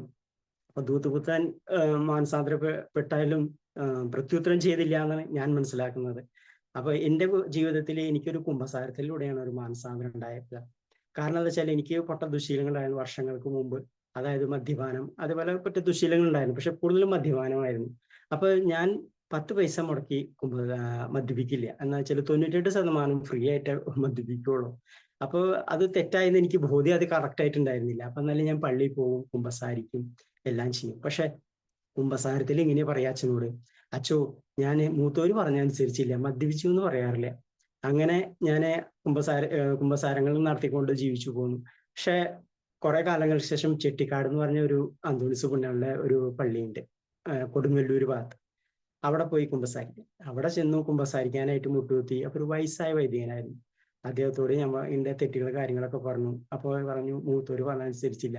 അപ്പൊ അച്ഛൻ ചോദിച്ചു, എന്താണ് നീ മൂത്തോര് പറഞ്ഞ അനുസരിക്കാത്തത്? വേറെ ഒന്നുമില്ല അച്ഛോ, ഞാൻ ഇടയ്ക്ക് വല്ല ഫ്രീ ആയിട്ടൊക്കെ കണ്ടു കിട്ടുമ്പോൾ മദ്യപിക്കും. അപ്പൊ അച്ഛൻ പറഞ്ഞു, എടാ കുട്ടി പിശാചേ, ഇങ്ങനെയാണോ സംസാരിക്കുന്നത്? അങ്ങനെ അദ്ദേഹം എന്നെ കുറെ ഉപദേശിച്ച് അതിന് നീ ഇനി കുടിക്കില്ല എന്നൊരു വാക്ക് തരണം, അങ്ങനെ ഒരു ഇതുണ്ടായി. അതിനുശേഷം ഞാൻ പിന്നെ മദ്യപിച്ചിട്ടില്ല എൻ്റെ ജീവിതത്തിൽ. അതിനുശേഷം പിന്നെ പ്രാർത്ഥിക്കാനുള്ള ഒരു മനോഭാവം, അതേപോലെ ആരെങ്കിലോട് 2 വാക്കെങ്കിലും, അധികം എനിക്ക് വിദ്യാഭ്യാസം ഇല്ലെങ്കിലും കഴിവുകൾ ഇല്ലെങ്കിലും ഞാൻ അധികം ആരോടും വചനം പറയണമെന്ന് ഭയങ്കര ദാഹം ഉണ്ടായിരുന്നു. അങ്ങനെ ജീവിതത്തിൽ മുന്നേറിക്കൊണ്ടിരിക്കുമ്പോൾ ഒരു ഇവിടെ വീടിന്റെ അടുത്തൊരു ഗാകുൽത്ത ധ്യാന കേന്ദ്രമുണ്ട്. ആ ഗാകുൽത്ത ധ്യാന കേന്ദ്രത്തിൽ പ്രാർത്ഥിക്കാൻ പോയിരുന്നു. അവിടെ ചെല്ലുമ്പോൾ പ്രാർത്ഥിക്കാൻ പോയിക്കൊണ്ടിരുന്നപ്പോൾ ഒരു ഗൂഗിൾ ഇങ്ങനെ വാട്സപ്പിൽ ഒരു ലിങ്ക് ഉണ്ട്. വാട്സപ്പിൽ ഇങ്ങനെ പ്രാർത്ഥനകളൊക്കെ വരുമ്പോൾ ഒരു ലിങ്ക് വന്നു, സുവിശേഷ പ്രഘോഷണം എന്ന് പറഞ്ഞ. അത് മിസ്യോയുടെ ആയിരുന്നു. അപ്പൊ അതിൽ ഞാൻ ക്ലിക്ക് ചെയ്തു. അപ്പൊ എനിക്കൊരു ദാഹമുണ്ട്, എന്തെങ്കിലും ആരെങ്കിലോടെ ഒക്കെ 2 വചനം പറയണം, എന്തെങ്കിലുമൊക്കെ ഒന്ന് പറയണം എന്നുണ്ടായിരുന്നു. ആ വചനം പറയണമെന്ന ആഗ്രഹത്തോടു കൂടി ഞാൻ ക്ലിക്ക് ചെയ്തു. കുറെ കഴിഞ്ഞപ്പോൾ എനിക്ക് ഫോൺ വിളി വന്നു. അപ്പൊ ഞാൻ പറഞ്ഞു, ചേട്ടാ എനിക്ക് വലിയ കഴിവൊന്നുമില്ല, വിദ്യാഭ്യാസം കുറവാണ്, അങ്ങനെയുള്ള ഒരു വ്യക്തിയാണ്. അപ്പൊ ആദ്യം കുഴപ്പമില്ല എന്ന് പറഞ്ഞു. അങ്ങനെ ഞാൻ ആ കോഴ്സിൽ പങ്കുചേരാണ്. അങ്ങനെ കോഴ്സ് കറക്റ്റായിട്ട് ഞാൻ ചേർന്ന് നിന്നു. അപ്പൊ അതിനുശേഷം ഈ കോഴ്സ് കഴിയാറായപ്പോ ആലിസന്റി വന്നു. അവർ 2 മെന്ററോടും പറഞ്ഞു, ഈ ബാബുവിനെ എന്തായാലും നിങ്ങൾ പറഞ്ഞയക്കണം, എന്തൊക്കെ വേണ്ടെന്ന് വെച്ചാൽ അവന് ചെയ്തിട്ട് അവനെ നമ്മുടെ കോഴ്സ് താമസിച്ചുള്ള കോഴ്സിൽ. ഞാൻ മനസ്സിൽ വിചാരിച്ചു കുറെ ധ്യാനങ്ങളൊക്കെ കൂടിയിട്ടുണ്ട്, അപ്പൊ അവിടെ പോയിരുന്നിട്ട് അച്ഛോ ചോറായോ ചായയായോ എന്നൊക്കെ ചിന്തിക്കലായിരുന്നു എന്റെ പരിപാടി. അപ്പൊ കൂടുതലായിട്ടും കിടന്ന് ഉറങ്ങുക എന്നൊരു ഇതായിരുന്നു. അപ്പൊ കൂടുതൽ സമയങ്ങളിൽ ഇരുന്ന് ഉറങ്ങാല്ലേ. പക്ഷെ മിസ്സോലി ചെന്നു താമസിക്കാനൊക്കെ അവിടെ ചെന്നിട്ടുണ്ട്, ഉറങ്ങാനും പറ്റിയില്ല, ഒന്നും ചെയ്യാൻ പറ്റില്ല. എപ്പോഴും നല്ലൊരു ഉണർവോടുകൂടി പ്രവർത്തിക്കാനും. അപ്പൊ അവരെന്നെ പെട്ടെന്ന് മനസ്സിലായി, ഇവൻ ബാക്കിൽ ഇരുന്ന് ഉറങ്ങണ വ്യക്തിയാന്ന് തോന്നുന്നു. അപ്പൊ എന്നെ പിടിച്ചിട്ട് മുമ്പിലും കൊണ്ടിരുത്തി. അപ്പൊ എനിക്ക് കറക്റ്റായിട്ട് എഴുതാനൊന്നും അറിയില്ല, മലയാളം എഴുതാനും വായിക്കാനും അറിയില്ല. അപ്പൊ പിന്നെ എങ്ങനെയെങ്കിലൊക്കെ നല്ലോണം പഠിച്ച് അപ്പൊ ജീവിതത്തിൽ കുറെ മാറ്റങ്ങൾ വന്നു. അതായത് മിസോയിൽ വന്നപ്പോൾ കൂടുതലായിട്ട് ഞാനിപ്പോ ഏകദേശം ഒരു 2 കൊല്ലത്തോളമായി മിസോയുടെ കൂടെ ഈ പ്രവർത്തിച്ചുകൊണ്ടിരിക്കും, മെന്ററായിട്ടും അതേപോലെ റിപ്പീറ്റ് കോഴ്സായിട്ടും. അപ്പൊ എനിക്ക് ഭയങ്കര ഇഷ്ടം എന്താ വെച്ചാല് എന്തെങ്കിലും ഒരു സമയത്ത് ആരെങ്കിലോട് 2 ദൈവത്തെ കുറിച്ച് സംസാരിക്കണം എന്നുള്ള മനോഭാവത്തോടുകൂടെ ഞാൻ കുറെ ജീവിച്ചു പോകുന്നു, കൂടുതലും സംസാരിച്ചു കൊണ്ടിരിക്കുന്നു. അങ്ങനെ അതേപോലെ തന്നെ മിസോയിൽ വന്നപ്പോൾ പിന്നെ മനസ്സിലായി എന്താണ് ക്രിസ്തീയ സഭ. ക്രിസ്തീയ സഭ എന്ന് വെച്ചാല് ഒരു ഹോസ്പിറ്റലാണ്. ഈ ഹോസ്പിറ്റലിലെ ജനങ്ങൾക്ക് സമാധാനം കൊടുക്കുക, അതുപോലെ ആന്തരിക മുറിവുള്ളവരെ സൗഖ്യപ്പെടുത്തുക എന്നാണ് ഞാൻ മനസ്സിലാക്കുന്നത്. അപ്പൊ അതായത് നമ്മുടെ ബൈബിളിൽ പറഞ്ഞ ഒരു 365 പ്രാവശ്യം പറഞ്ഞിട്ടുണ്ട്, നിങ്ങൾക്ക് സമാധാനം, നിങ്ങൾക്ക് സമാധാനം. അപ്പോ ഏകദേശം ഒരു 364 ദിവസം ഒരു വർഷത്തിലുള്ളൂ. എങ്കിലും മനുഷ്യന്മാരെങ്ങനെ ചവിട്ടി കൂട്ടിയെങ്ങനെ ഒരു ദിവസം കൂടുതലാണെങ്കിൽ തന്നെ അപ്പോഴും പറയണം നിങ്ങൾക്ക് സമാധാനം. അപ്പൊ പ്രിയപ്പെട്ടത്, അങ്ങനെ ഈ സമാധാനം വിശുദ്ധ ഫ്രാൻസിസ് അസിസിയാണ് പറയുന്നത്. അദ്ദേഹമാണ് പറയണത്, എന്നെ ഒരു സമാധാനത്തിന്റെ ഉപകരണമാക്കണമേ ദൈവമേ. അപ്പൊ ഫ്രാൻസിസ് അസിസി, അപ്പൊ നമ്മളുടെ ജീവിതത്തിൽ നമ്മൾ ക്രിസ്തീയ വ്യക്തികളാണെങ്കിൽ യേശുവായ ഡോക്ടർ നമ്മളെ യേശുവിന്റെ അടുത്തേക്ക് മറ്റുള്ളവരെ കൂട്ടിക്കൊണ്ടുവരിക എന്നാണ് ദൗത്യത്തോടു കൂടി നമുക്ക് ജീവിക്കണം എന്നാണ് എൻ്റെ ഒരു കാഴ്ചപ്പാടും മനോഭാവവും. അപ്പോൾ നമ്മളെ കൊണ്ട് സാധിക്കുന്ന മറ്റുള്ളവർക്ക് സമാധാനം കൊടുക്കാനും അവരെ ആശ്വസിപ്പിക്കാനും, അപ്പൊ എങ്ങനെയൊക്കെ എന്തായാലും സമാധാനം കിട്ടണമെങ്കിൽ യേശുവിന്റെ അടുത്ത് തന്നെ പോകണം എന്നാണ് എൻ്റെ കാഴ്ചപ്പാട്, മനോഭാവം. അങ്ങനെ ഇരിക്കുന്നു. അതേപോലെ തന്നെ ഇപ്പൊ എൻ്റെ ഒരു ഇപ്പൊ ഈ നവംബർ മാസമാണ്. നവംബർ മാസത്തില് നമുക്ക് മരിച്ചവർക്ക് വേണ്ടി പ്രാർത്ഥിക്കണം എന്നുള്ള ഒരു കാലഘട്ടമാണ്. അപ്പൊ അത് ഞാൻ മനസ്സിലാക്കിയ കുറെ ആത്മാക്കൾക്ക് പ്രാർത്ഥന കിട്ടാണ്ട് ജീവിക്കുന്നവര്, അവിടെ കിടക്കുന്നവര്, ശുദ്ധീകരണ സ്ഥലത്തോ എവിടെയൊക്കെ കിടക്കുന്നവരുണ്ടാവാം. കാരണം എന്ന് വെച്ചാൽ ഒരു അനുഭവം എൻ്റെ കയ്യിലുണ്ടായി. എൻ്റെ ജീവിതത്തിൽ ഇങ്ങനെയെന്ന് വെച്ചാൽ ഒരു മദ്യപാനി ഉണ്ടായിരുന്നു. അപ്പൊ അവനെ കൊണ്ടുപോയിട്ട് ഒരു സ്ഥലത്ത് ആക്കി ചികിത്സയ്ക്ക്. അപ്പൊ 21 ദിവസം കഴിഞ്ഞ് ചികിത്സയ്ക്ക് കഴിഞ്ഞ് അദ്ദേഹം കുട്ടപ്പനായി. അപ്പൊ ചെല്ലിയാണ് കൊണ്ടുവരാൻ. ചെന്നപ്പോ അവിടുത്തെ സിസ്റ്റർ പറഞ്ഞു, മോനെ ഞായറാഴ്ച ദിവസമാണ്, നീ ഒന്ന് പള്ളിയിൽ പോണം. എന്ന് പറഞ്ഞു. കുറച്ച് സിസ്റ്റർ പോയപ്പോ അവൻ പറഞ്ഞു, എൻ്റെ അപ്പൻ ചത്തിട്ട് ഞാൻ പള്ളിയിൽ പോയിട്ടില്ല, പിന്നെയാണ് ഇപ്പൊ ഈ സിസ്റ്ററുമായിട്ട് ഞാൻ പള്ളിയിൽ പോണേ. അപ്പൊ അത് കേട്ടപ്പോ എന്റെ മനസ്സിലാകെ വിഷമമായി. ദൈവമേ, 21 ദിവസം നോക്കി ഉണ്ടാക്കിയിട്ട് ഇവന് ഇങ്ങനത്തെ ഒരു മാറ്റം വന്നില്ലല്ലോ. അത് കഴിഞ്ഞിട്ട് സിസ്റ്റർ വിളിച്ചു, എങ്ങനെയുണ്ട് അവന്? ആ സിസ്റ്റർ ഉഷാറൊക്കെ ആയി, പക്ഷെ അവൻ പറഞ്ഞത് ഇങ്ങനെയാണ്, എൻ്റെ അപ്പൻ ചത്തിട്ട് ഞാൻ പള്ളിയിൽ പോയിട്ടില്ല. സിസ്റ്റർക്ക് ആകെ വിഷമായി. കാരണം അത്രയ്ക്ക് പൊന്നുപോലെ നോക്കിയതാണ്. എന്നിട്ട് പിന്നെ മാനസാന്തരം വന്നില്ല, ഒന്നും വന്നില്ല. അപ്പൊ ഞാൻ സിസ്റ്ററിനോട് പറഞ്ഞു, എനിക്ക് അന്ന് തോന്നിയൊരു ബോധ്യം എന്ന് വെച്ചാൽ വേറെ ഒന്നുമല്ല. ഞാൻ പറഞ്ഞ, സിസ്റ്ററെ, പണ്ട് കാലത്ത് കുഷ്ഠരോഗം മനുഷ്യന്റെ ശരീരത്തിലായിരുന്നു, ഇന്ന് കുഷ്ഠരോഗം മനസ്സിലാണ്. അപ്പൊ മനസ്സിലുള്ള ആ കുഷ്ഠരോഗം മാറണമെങ്കിൽ ഈശോയുടെ അടുത്ത് കൊണ്ടുപോകണം. ഈശോയിലെ നമുക്ക് കുഷ്ഠരോഗം മാറ്റി തരാൻ പറ്റുള്ളൂ എന്നൊക്കെ ഒരു കാഴ്ചപ്പാടോടുകൂടി സംസാരിക്കാനും, അപ്പൊ എൻ്റെ ജീവിതത്തിൽ വളരെയധികം പ്രാർത്ഥിക്കാനും, മറ്റുള്ളവരോട് എന്തെങ്കിലും ഒരു വാക്ക് പറയാനും. കാരണം കഴിവില്ല വ്യക്തി ആയതുകൊണ്ട്. പിന്നെ എനിക്ക് ഭാര്യയുണ്ട്, 2 മക്കള്, 2 പെൺകുട്ടികളുണ്ട്. മൂത്തമുള്ള കല്യാണം കഴിഞ്ഞ് കുട്ടിയായി, അമ്മയുണ്ട്. പിന്നെ കൂലിപ്പണിയാണ്, ടൈൽസിന്റെ പണിയാണ്. ഇങ്ങനെയൊക്കെയാണ് എൻ്റെ ജീവിതം. ഓക്കെ, ഇത്രയും നേരം എനിക്ക് സംസാരിക്കാൻ ഈ അവസരം തന്ന മിസ്സിയോ ടീമിനെ എല്ലാവർക്കും ഞാൻ ദൈവനാമത്തിൽ നന്ദി പറയുന്നു. മാനസാന്തരം എന്നത് ദൈവത്തിലേക്കുള്ള ഒരു തിരിച്ചു നടപ്പാണ്. കാത്തിരിക്കുന്ന, സ്നേഹിക്കുന്ന ഒരു ദൈവമുണ്ടെന്നുള്ള ഓർമ്മപ്പെടുത്തലാണ്. തന്റെ ജീവിത അനുഭവത്തിലൂടെ പങ്കുവെച്ച ബാബു അങ്കിളിന് ഹൃദയത്തിന് നിറവിൽ നിന്ന് നന്ദി.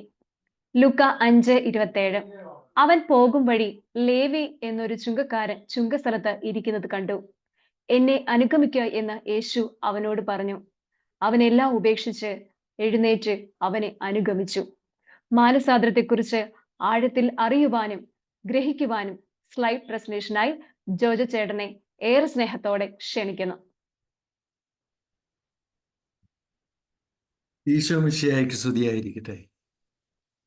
നമ്മൾ കഴിഞ്ഞ ക്ലാസ്സുകളിൽ കണ്ടു, പിതാവും പുത്രനും പരിശുദ്ധാത്മാവുമായ ദൈവം നമ്മളെ ആ സ്നേഹത്തിൽ സൃഷ്ടിച്ച് നമുക്ക് പറുദീസ അനുഭവം തന്നപ്പോൾ നമ്മൾ ദൈവത്തിലേക്ക് പോകുന്നതിന് പകരം ആ ആപ്പിളിൻ്റെ പുറകെ പാപത്തിൻ്റെ വഴിയെ പോയി.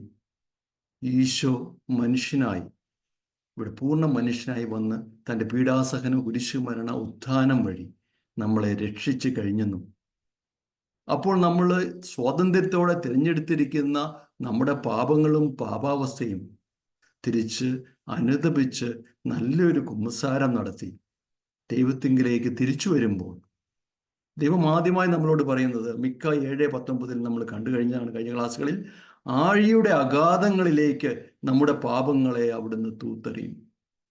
അങ്ങനെ നമുക്കും ദൈവത്തിനും തടസ്സമായിരുന്ന പാപങ്ങളെ അവിടുന്ന് തൂത്തെറിഞ്ഞതിന് ശേഷം ദൈവവുമായിട്ട് അവിടുന്ന് അനുരഞ്ജിപ്പിക്കുന്നു നമ്മളെ. എഫെസോസ് 2:13 പറയുന്നു, ഒരിക്കൽ വിദൂരസ്ഥരായിരുന്ന നിങ്ങൾ ഇപ്പോൾ യേശു ക്രിസ്തുവിൽ അവൻ്റെ രക്തം വഴി സമീപസ്ഥരായിരിക്കുന്നു.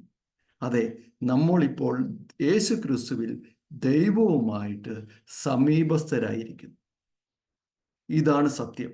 എന്നാൽ നമ്മുടെ ഉള്ളിൽ ആ ബോധ്യം വരുന്നില്ല എങ്കിൽ, നമ്മൾക്കൊരു അനുതപിച്ച് കുമ്പസാരം നടത്തിയതിന് ശേഷവും നമുക്ക് ആ ദൈവവുമായിട്ടുള്ള കൂട്ടായ്മയിലും വളരെ സ്നേഹത്തിലുള്ള വ്യക്തിബന്ധവും വരുന്നില്ല എങ്കിൽ, നമ്മളെ അതിലേക്ക് തടയുന്ന പല കാര്യങ്ങളും നമ്മൾ ഉപേക്ഷിക്കേണ്ടതായിട്ട് അല്ലെങ്കിൽ സമർപ്പിക്കേണ്ടതായിട്ടുണ്ട്. അങ്ങനെ പൂർണ്ണമായിട്ടും നമ്മൾ സമർപ്പിക്കുന്ന ഒരു ആശ്രയ ബോധത്തിൽ സമർപ്പിക്കുന്ന അതിൻ്റെ പരിണത ഫലമാണ് മാനസാന്തരം. ഇപ്പൊ രക്ഷിച്ചവനുള്ള ആഴമായ വിശ്വാസത്തിന്, എന്നെ രക്ഷിച്ചവൻ, ഞാൻ കുഴിയിൽ പോകേണ്ടവനായിരുന്നു, എന്നെ രക്ഷിച്ചവൻ യേശുക്രിസ്തുവാണ്, എന്നെ അതിലേക്ക് നയിച്ചു കൊണ്ടിരിക്കുന്നത് എൻ്റെ പാപമാണെന്ന് ഞാൻ ഏറ്റുപറഞ്ഞ് അതെല്ലാം ഉപേക്ഷിച്ച് എൻ്റെ കയ്യിലുണ്ടെന്ന് ഞാൻ വിചാരിക്കുന്ന കാര്യങ്ങൾ, അതെ, എൻ്റെ കയ്യിൽ ഉണ്ടെന്ന് ഞാൻ വിചാരിക്കുന്ന കാര്യങ്ങൾ എല്ലാം, കാരണം ഒന്നും എൻ്റെ കയ്യിലില്ല, സത്യം അതല്ലേ, ഒന്നും നമ്മുടെ കയ്യിലില്ല. ഇപ്പൊ എല്ലാത്തിൻ്റെ ഒരു വിട്ടുകൊടുക്കലിനും വിശേഷ്യ ആശ്രയബോധത്തിൻ്റെയും പരിണത ഫലമാണ് മാനസാന്തരം. ആശ്രയബോധം എന്ന് പറഞ്ഞാൽ ദൈവശരണം എന്നുള്ള ആ പുണ്യം നമ്മൾ കൊന്തയിൽ കുറച്ചു മുമ്പ് ചേച്ചിയും ചേട്ടനോട് പ്രാർത്ഥിച്ചതാണ്. അതായത് വിശ്വാസം കഴിഞ്ഞ് ദൈവശരണം നമ്മൾ പ്രാർത്ഥിക്കുന്നത്. കാരണം ദൈവശരണം എന്നുള്ളത് നമ്മുടെ ആത്മാവിൽ ദൈവം നൽകുന്ന ഒരു വൃക്ഷമാണ്. അതുകൊണ്ടാണ് തിയോളജിക്കൽ വൃക്ഷമായിട്ട് 3 നമ്മൾ പ്രാർത്ഥിക്കുന്നത്.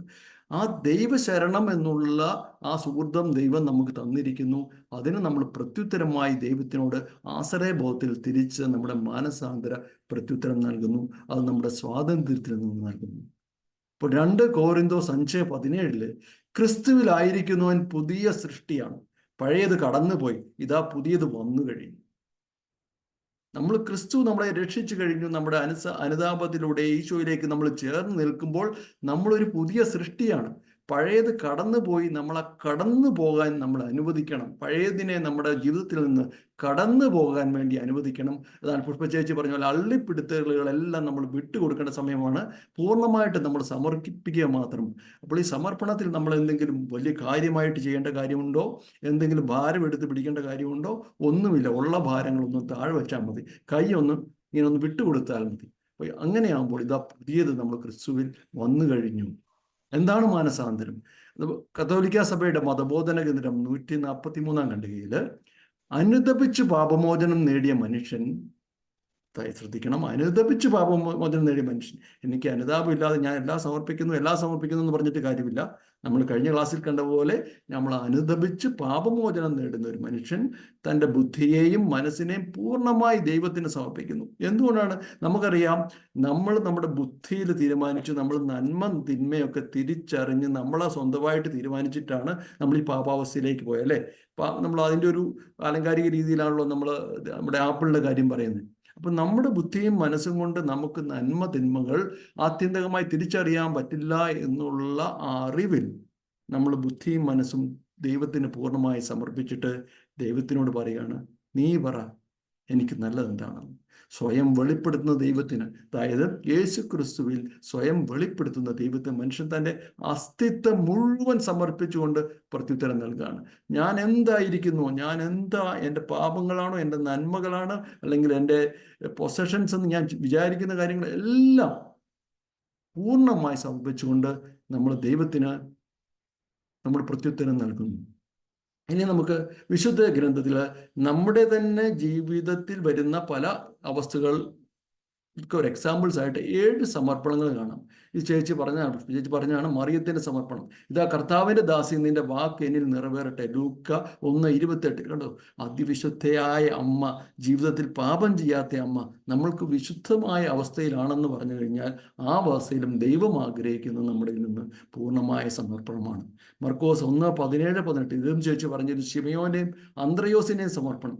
ഇവിടെ ഇവരൊരു പാവപ്പെട്ട മനുഷ്യരാണ്, അവർക്ക് നിത്യവൃത്തിക്കുള്ള ഒരു ചെറിയ ജോലി മാത്രമേ ഉള്ളൂ, അത് പൂർണ്ണമായി അപേക്ഷിക്കാം. അപ്പം നമ്മൾ എന്ത് ദാരിദ്ര്യത്തിലാണെങ്കിലും, നമുക്ക് എത്ര പ്രതീക്ഷയില്ലാതെ നമ്മൾ ജീവിക്കുകയാണെങ്കിലും, അല്ലെങ്കിൽ നമുക്ക് ആകെ ചെറിയൊരു കാര്യമേ കയ്യിലുള്ളെങ്കിൽ അതും സമർപ്പിക്കുന്നു. യേശു അവരോട് പറഞ്ഞു, എന്നെ അനുഗമിക്കുവിൻ, ഞാൻ നിങ്ങളെ മനുഷ്യരെ പിടിക്കുന്നവരാക്കും. ഉടനെ വലയും ഉപേക്ഷിച്ച് അവർ അവനെ അനുഗമിച്ചു.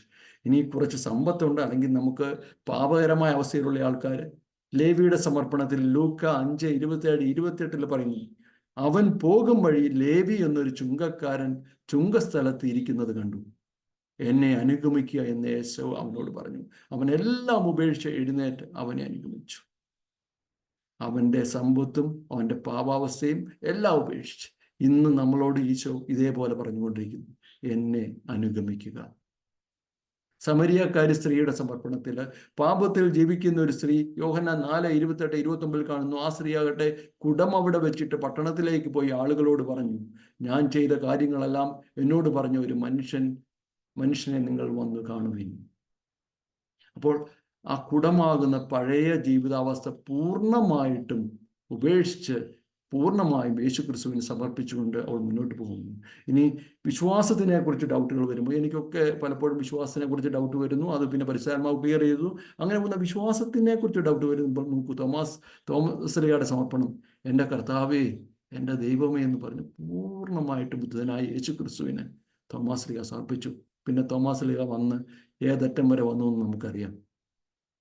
എനിക്ക് അത്യാവശ്യം കുറച്ചൊക്കെ അറിയാം. ഞാനിങ്ങനെ എന്തൊക്കെയോ ഒരു ക്ലാസ്സൊക്കെ എടുക്കുന്ന കൂട്ടത്തിലാണ്. കുറച്ച് ബൈബിളൊക്കെ അറിയാം. ഡെയിലി പള്ളിയിൽ പോകുന്നതാണ്. അത്യാവശ്യം ഒരു ഫരിസേയനാണെന്ന് നമ്മൾ വിചാരിക്കാൻ, നിയമജനാണെന്ന് വിചാരിച്ചാൽ അതിൻ്റെ ഏറ്റവും ടോപ്പായിരുന്നല്ലോ സാവൂള്. അപ്പോൾ സാവൂളിൻ്റെ മാനസാന്തരം നോക്കി അപ്പോസ്തലൻ 9:4-5 അവൻ നിലംപതിച്ച് ഒരു സ്വരം തന്നോട് ഇങ്ങനെ ചോദിക്കുന്നത് കേട്ടു, സാവൂൾ സാവൂൾ, നീ എന്തിനെന്നെ പീഡിപ്പിക്കുന്നു? അവൻ ചോദിച്ചു, കർത്താവേ, അങ്ങ് ആരാണ്? അപ്പോൾ ഇങ്ങനെ മറുപടി ഉണ്ടായി, നീ പീഡിപ്പിക്കുന്ന യേശുവാണ് ഞാൻ. അതെ, നമ്മുടെ മാനസാന്തരപ്പെടാത്ത അവസ്ഥയിൽ നമ്മൾ എത്ര നല്ലതാണെന്ന് നമ്മൾ കരുതിയാലും നെറ്റ് റിസൾട്ട് നമ്മൾ അവനെ പീഡിപ്പിച്ചു കൊണ്ടിരിക്കുകയാണ്. അപ്പോൾ അങ്ങനെ ഒരു ആ കാര്യങ്ങൾ തിരിച്ചറിഞ്ഞ് അവനെ മാനസാന്തരത്തിലേക്ക് നയിച്ച് സാവൂളിൻ്റെ ആ ട്രാൻസ്ഫോർമേഷൻ, സാവൂളിൻ്റെ മാനസാന്തരം എന്തായാലും നമുക്ക് ആ ലേഖനങ്ങളിലും അപ്പോസ്തല പ്രവർത്തനങ്ങളിലും ലേഖനം മൊത്തത്തിൽ കാണാം. ജീവിതം എനിക്ക് ക്രിസ്തുവും മരണം എനിക്ക് നേട്ടവും. ഇനി അടുത്തായി സമ്പൂർണ്ണ സമർപ്പണം നമുക്ക് പാപിനിയായ സ്ത്രീയിൽ കാണാം. നിന്റെ വിശ്വാസം നിന്നെ രക്ഷിച്ചിരിക്കുന്നു, സമാധാനത്തോടെ പോവുക. ലൂക്ക 7:50. അങ്ങനെ നമ്മൾ പൂർണ്ണമായി ദൈവത്തിന് വിട്ടുകൊടുക്കുമ്പോൾ നമുക്ക് ഹൃദയ സമാധാനം, സ്വാതന്ത്ര്യം, ഇതൊക്കെയാണ് നമുക്ക് ലഭിക്കുന്നത്. ഇനി സമ്പൂർണ്ണ സമർപ്പണത്തിലേക്ക് നയിക്കുമ്പോൾ എന്തെല്ലാം കാര്യങ്ങൾ, നമ്മുടെ ധന്യതകൾ, നമ്മൾ നല്ലതാണെന്ന് ചിന്തിക്കുന്ന കാര്യങ്ങളെല്ലാം, നമ്മളെ നേട്ടങ്ങൾ, നമ്മൾ നേടിയ ജോലി, കാര്യങ്ങൾ, ഇതെല്ലാം അനുഗ്രഹങ്ങൾ, ബന്ധങ്ങൾ, സമ്പത്ത്, ഇതെല്ലാം നമ്മൾ ദൈവത്തിന് വിട്ടുകൊടുക്കുന്നു. ഇപ്പം എൻ്റെ കാര്യത്തിൽ ഇപ്പോൾ എൻ്റെ വൈഫ്, അവൾ നല്ല ഒരു പെണ്ണാണ്. പുള്ളിക്കാരത്തി നന്നായിട്ട് ദൈവവിശ്വാസത്തിൽ നന്നായി പോകുന്ന പെണ്ണ്. അപ്പം ഞാനിങ്ങനെ ഓർക്കുന്നതെന്ന് വെച്ച് കഴിഞ്ഞാൽ, ഇവർക്ക് വേണ്ടി പ്രത്യേകിച്ച് പ്രാർത്ഥിക്കേണ്ട കാര്യമില്ല, അത് സ്വാർത്ഥതയാണോ? ആ ബന്ധുവായിട്ട് ഇങ്ങനെ ഇരിക്കുന്നു. പക്ഷെ എന്നും ഞാൻ അതൊരു സമർപ്പണത്തിൻ്റെ മേഖലയിലേക്ക് ആ ബന്ധത്തിനെ കൊണ്ടുപോയോ, ദൈവമേ നന്ദി, ഈ ബന്ധത്തിന് ഇവിടെ തന്നതിന് നന്ദി എന്ന് പറഞ്ഞ് ആ ഒരു ബന്ധം സമർപ്പിക്കാൻ തുടങ്ങുന്നു.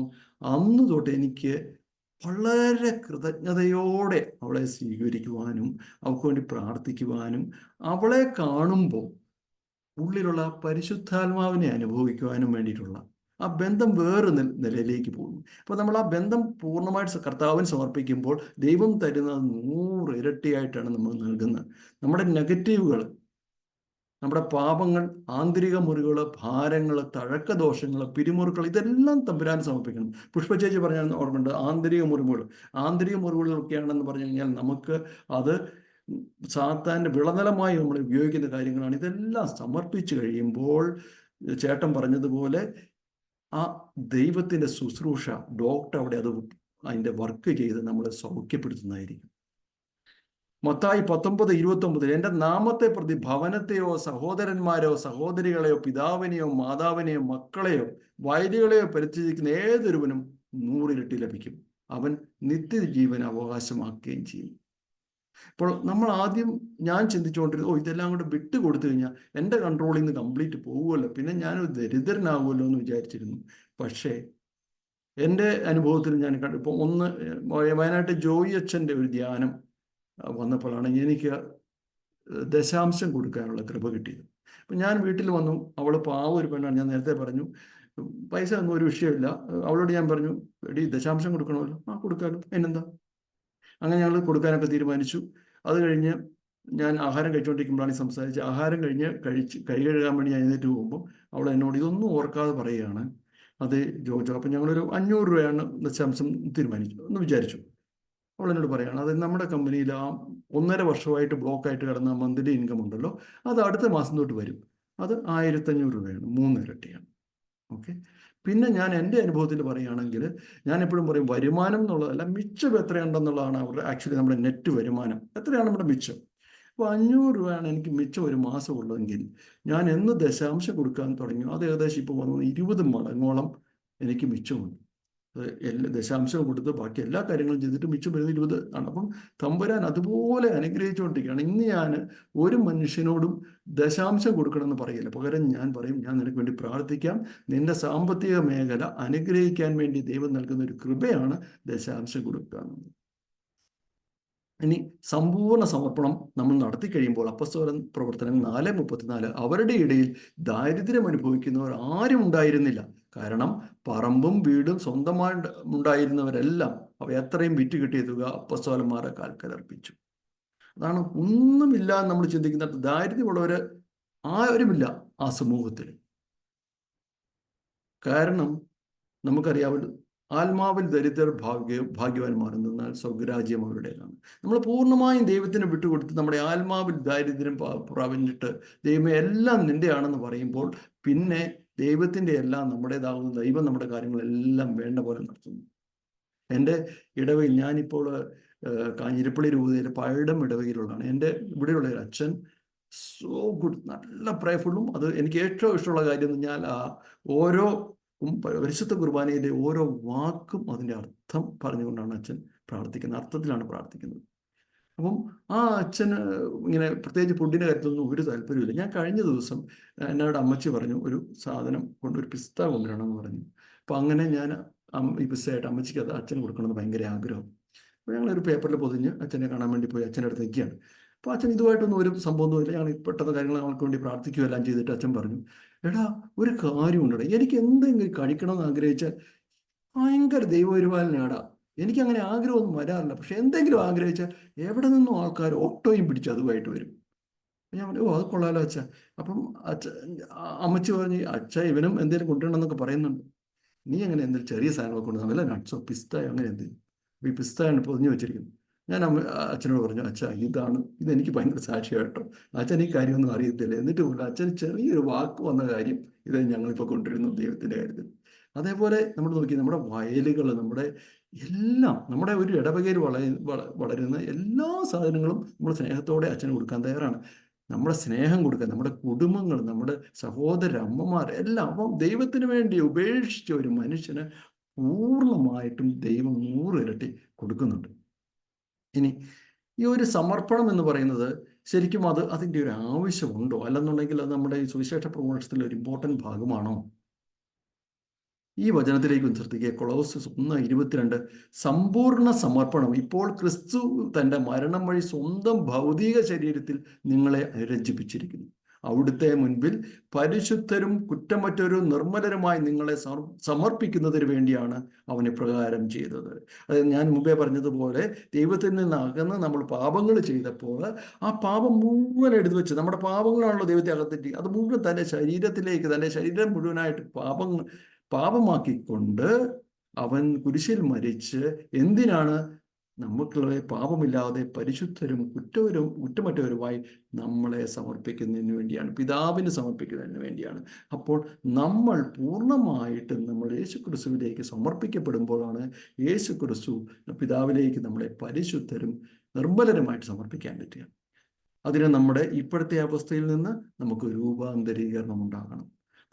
റോമ 12:2 നിങ്ങൾ ഈ ലോകത്തിന് അനുരൂപരാകരുത്. അപ്പം നമ്മളിതിനിപ്പോൾ അതൊക്കെ മനസാന്തരം എങ്ങനെ എന്നുള്ള രീതിയിലേക്ക് ഇത്ര നേരം എന്താണ്, അതിനുശേഷം നമ്മൾ അതിൻ്റെ ഉദാഹരണങ്ങൾ കണ്ടു, ഇനി എങ്ങനെ അത് പ്രാപിക്കാം എന്നുള്ള രീതിയിലേക്ക് നിങ്ങൾ ഈ ലോകത്തിന് അനുരൂപരാകരുത്. ആദ്യമേ തന്നെ നമ്മൾ ഈ രൂപത്തിൻ്റെ ലോകമായിട്ട് ചുറ്റിക്കറങ്ങി ലോകാരൂപിയിൽ നടന്നുകൊണ്ടിരുന്ന മനുഷ്യൻ നമ്മൾ ഇനി ലോകത്തിന് അനുരൂപരാകരുത്, പ്രത്യുത നിങ്ങളുടെ മനസ്സിൻ്റെ നവീകരണം വഴി രൂപാന്തരപ്പെടുവിൻ. റോമ 12:2. ഇത് നമ്മൾ ബാബുചേട്ടൻ്റെ മനസ്സിൽ നമ്മൾ നോക്കിയാൽ മതി. ബാബുചേട്ടൻ്റെ മനസ്സിൽ നേരത്തെ കള്ളു കുടിക്കാൻ ആഗ്രഹമുള്ള ഒരു വ്യക്തിയായിരുന്നു. എന്നാൽ മനസ്സിന് നവീകരിക്കപ്പെട്ടു, മനസ്സിന് അന്തരം വന്നു, മനസ്സിന് അന്തരം വന്നു.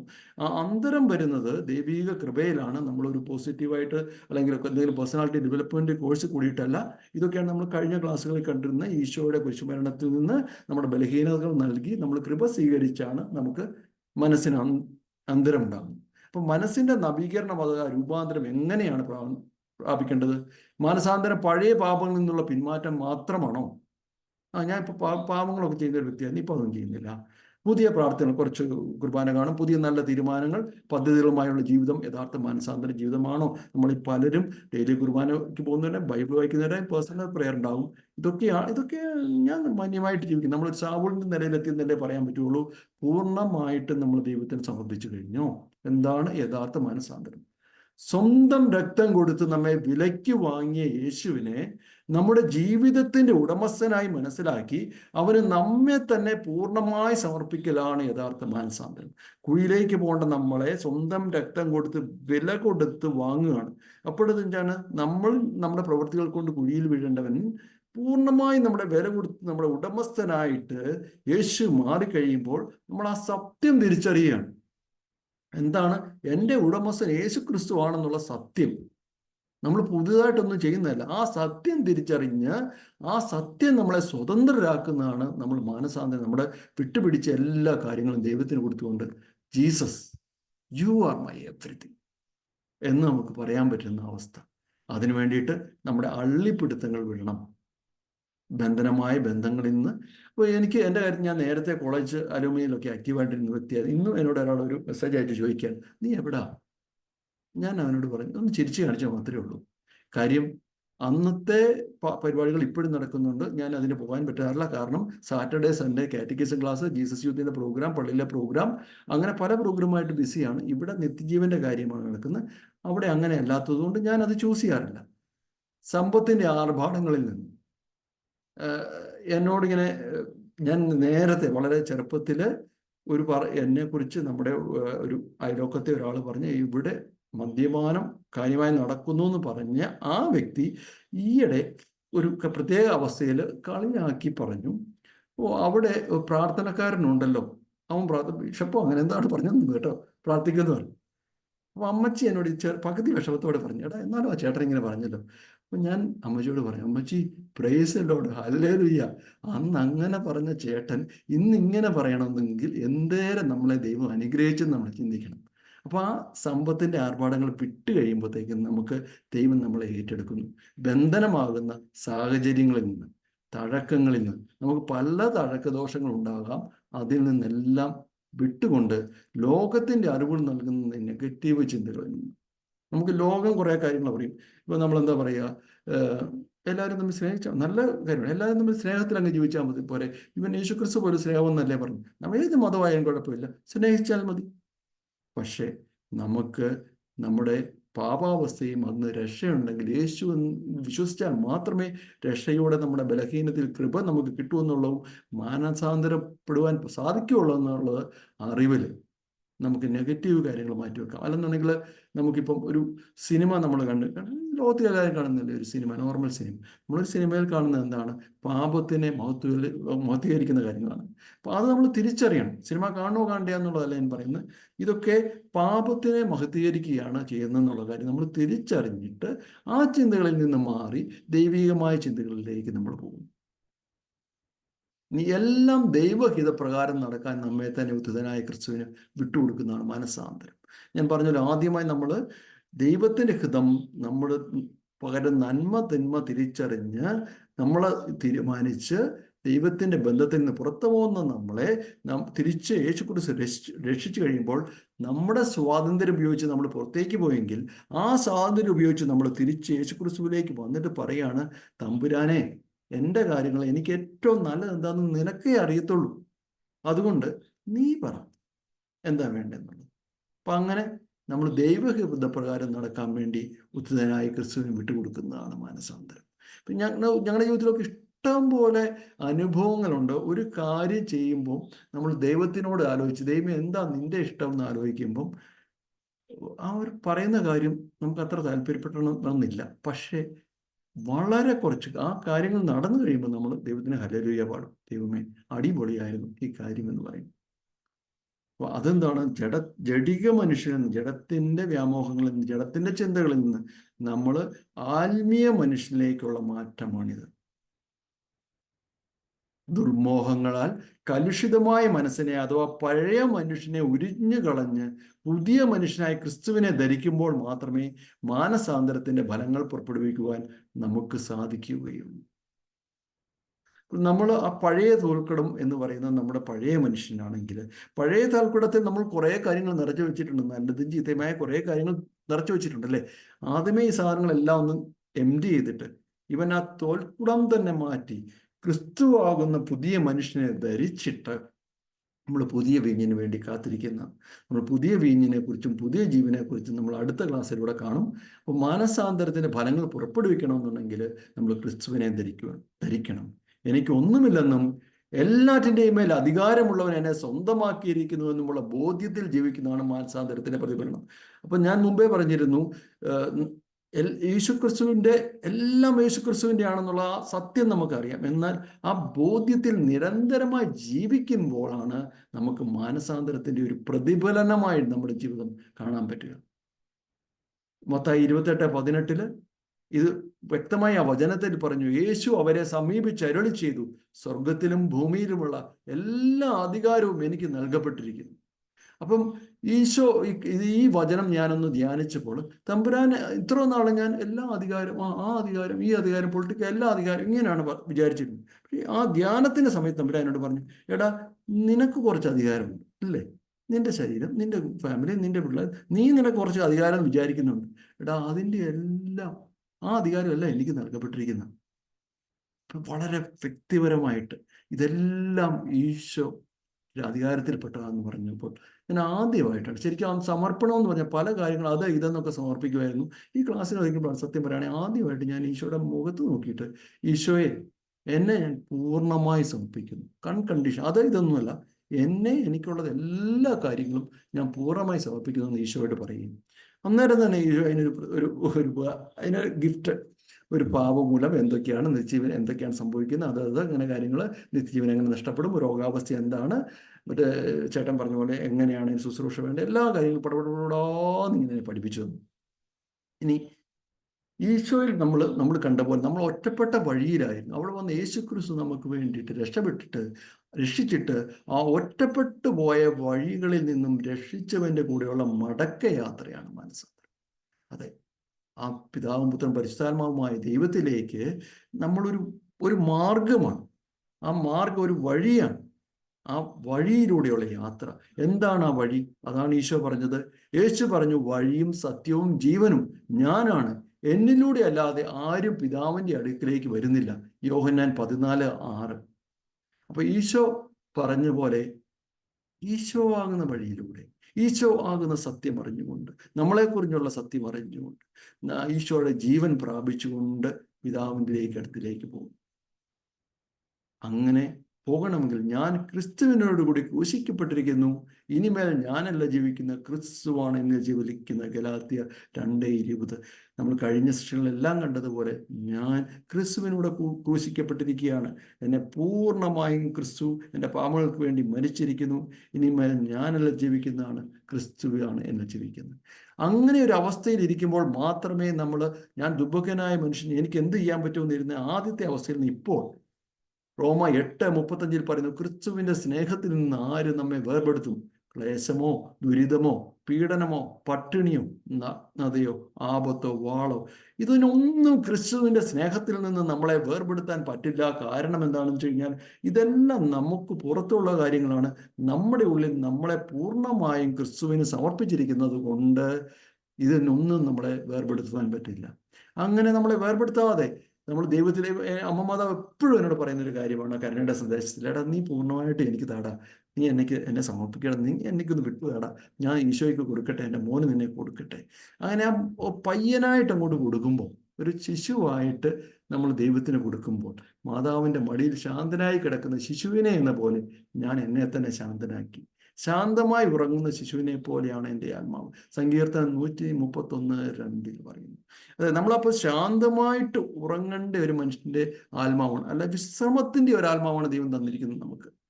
നമ്മൾ നോക്കാം, നമ്മളെ വിശ്രമത്തിൻ്റെ സാപത്തിൻ്റെ തലേ ദിവസമാണ് നമ്മളെ സൃഷ്ടിച്ചായിട്ട് ബൈബിളിൽ പറയുന്നത്. പിറ്റേ ദിവസം സാപത്താണ്. സാപത്തിനോട് ചേർന്നതാണ് ദൈവമായിട്ട്. അതായത് നമ്മൾ ആത്യന്തികമായിട്ട് വിശ്രമത്തിൻ്റെ തലത്തിൽ നിന്നുകൊണ്ട് ദൈവത്തിൻ്റെ വേല ചെയ്യേണ്ടവരാണ്. നമ്മുടെ തലം എപ്പോഴും ദൈവവുമായിട്ട് മാനസാന്തരത്തിൽ ഒന്നായി ചേർന്നത് കൊണ്ട് ഒരു ശിശുവിനെ പോലെ നിന്നുകൊണ്ടാണ് ദൈവിക ഹിതം അറിഞ്ഞ് ദൈവത്തിന് വേണ്ടിയിട്ട് നമ്മളെ സമർപ്പിച്ച് നമ്മുടെ ജോലി നൽകേണ്ടത്. അപ്പോൾ സത്യസത്യമായി ഞാൻ നിങ്ങളോട് പറയുന്നു, നിങ്ങൾ മാനസാന്തരപ്പെട്ട് ശിശുക്കളെ പോലെ, ഇതാണ് നമ്മൾ മുമ്പേ പറഞ്ഞ് ഈശോയും പറയുന്നു, മാനസാന്തരപ്പെട്ട് ശിശുക്കളെ പോലെ ആകുന്നില്ലെങ്കിൽ, അപ്പം അല്ലെങ്കിൽ മാനസാന്തരത്തിലൂടെ മാത്രമേ നമുക്ക് ദൈവം ഉദ്ദേശിക്കുന്ന പോലെ ശിശുവാകാൻ പറ്റൂ. അങ്ങനെയാണെങ്കിൽ മാത്രമേ നമുക്ക് സ്വർഗ്ഗരാജ്യത്തിൽ പ്രവേശിക്കാൻ സാധിക്കുകയുള്ളൂ. മത്തായി 18:3 പറയുന്നു. അപ്പോൾ ദൈവം നമ്മളെ, ദൈവത്തിന് ചെയ്യേണ്ട എല്ലാ കാര്യങ്ങളും ചെയ്തതുകൊണ്ട് ദൈവം നമ്മളെ വിളിച്ചുകൊണ്ടിരിക്കുവാണ് മാനസാന്തരത്തിലേക്ക്. അപ്പോൾ ഇതൊരു ഒന്ന് എടുത്തു പറഞ്ഞു കൊള്ളട്ടെ, ഇതൊരു ജീവിത യാത്രയിൽ ഉടനീളമുള്ളൊരു വഴിയാണ്. നമുക്ക് ഓരോ ദിവസമായിട്ട് ചെയ്തുകൊണ്ടിരിക്കേണ്ട ഒരു കാര്യമാണ്. അപ്പോൾ ആരും ഭാരപ്പെടേണ്ട കാര്യമില്ല. ഇത് നിരന്തരമായി നടന്നുകൊണ്ടിരിക്കും. ഞാൻ ഓർക്കണം, എൻ്റെ മിസ്സിയോടെ ഇതുപോലെ ഞാൻ ഓൺലൈൻ കോഴ്സ് കൂടിയതിന് ശേഷം ഞാൻ താമസിച്ചുള്ള ധ്യാനത്തിൽ ഇരിക്കുമ്പോൾ ടോമിച്ചാനുമായിട്ടുള്ളൊരു കൗൺസിലിംഗിൽ ഇരുന്നപ്പോഴാണ് അന്നാണ് ടോമിച്ചാനോട് പറഞ്ഞ്, ഈശോ പറയുന്ന കുറേ കാര്യങ്ങൾ വിട്ടുകളാ, റിയർ വ്യൂ മിററിൽ നോക്കിയിട്ട് നീ വണ്ടി ഓടിക്കുന്നത്. അപ്പൊ അന്നാണ് എനിക്ക് അന്നൊരു പരിശുദ്ധാത്മാവ് വിഷയത്തിൽ ശക്തമായി സുവിശേഷം പ്രസംഗിക്കാനുമുള്ള, ഇന്ന് സുവിശേഷം പ്രസംഗിക്കാതെ ഞാൻ അത് പ്രസംഗിക്കാനുള്ള ഒരു കൃപയും അതേപോലെ കാര്യങ്ങൾ വിട്ടുകൊടുക്കാനുള്ള ഒരു കൃപയും എനിക്കുണ്ടായി. അതിനുശേഷം ശരിക്കും ഞാൻ പഴയ കാര്യങ്ങളെക്കുറിച്ചൊക്കെ, പോട്ടെ പോയി കഴിഞ്ഞാൽ പോട്ടെ എന്ന് പറയണമെന്ന് പറഞ്ഞ പോലെ, അങ്ങനെ പോട്ടെ എന്ന് പറഞ്ഞാൽ ശരിക്കും ദൈവത്തിൻ്റെ സന്തോഷത്തിൽ നമുക്ക് ജീവിക്കുവാൻ സാധിക്കും. അങ്ങനെ നല്ലൊരു മാനസാന്തരത്തിലെ സമർപ്പണത്തിൻ്റെ ജീവിതം നിങ്ങൾക്ക് എല്ലാവർക്കും നയിക്കുവാൻ സാധിക്കട്ടെ എന്ന് ദൈവത്തിനോട് പ്രാർത്ഥിക്കുന്നു. ദൈവമേ നന്ദി.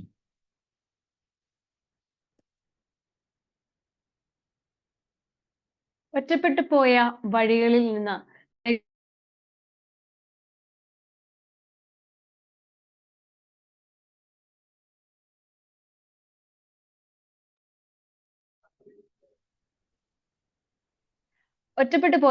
നിന്ന് രക്ഷിച്ചവന്റെ കൂടെയുള്ള മടക്കയാത്രയാണ് മാനസാന്തരം. സ്വന്തം അനുഭവങ്ങൾ ചേർത്ത് മനോഹരമായി സ്ലൈഡ് പ്രസന്റേഷൻ കാണിച്ചു തന്ന ജോജോ ചേട്ടന് ഒത്തിരി നന്ദി.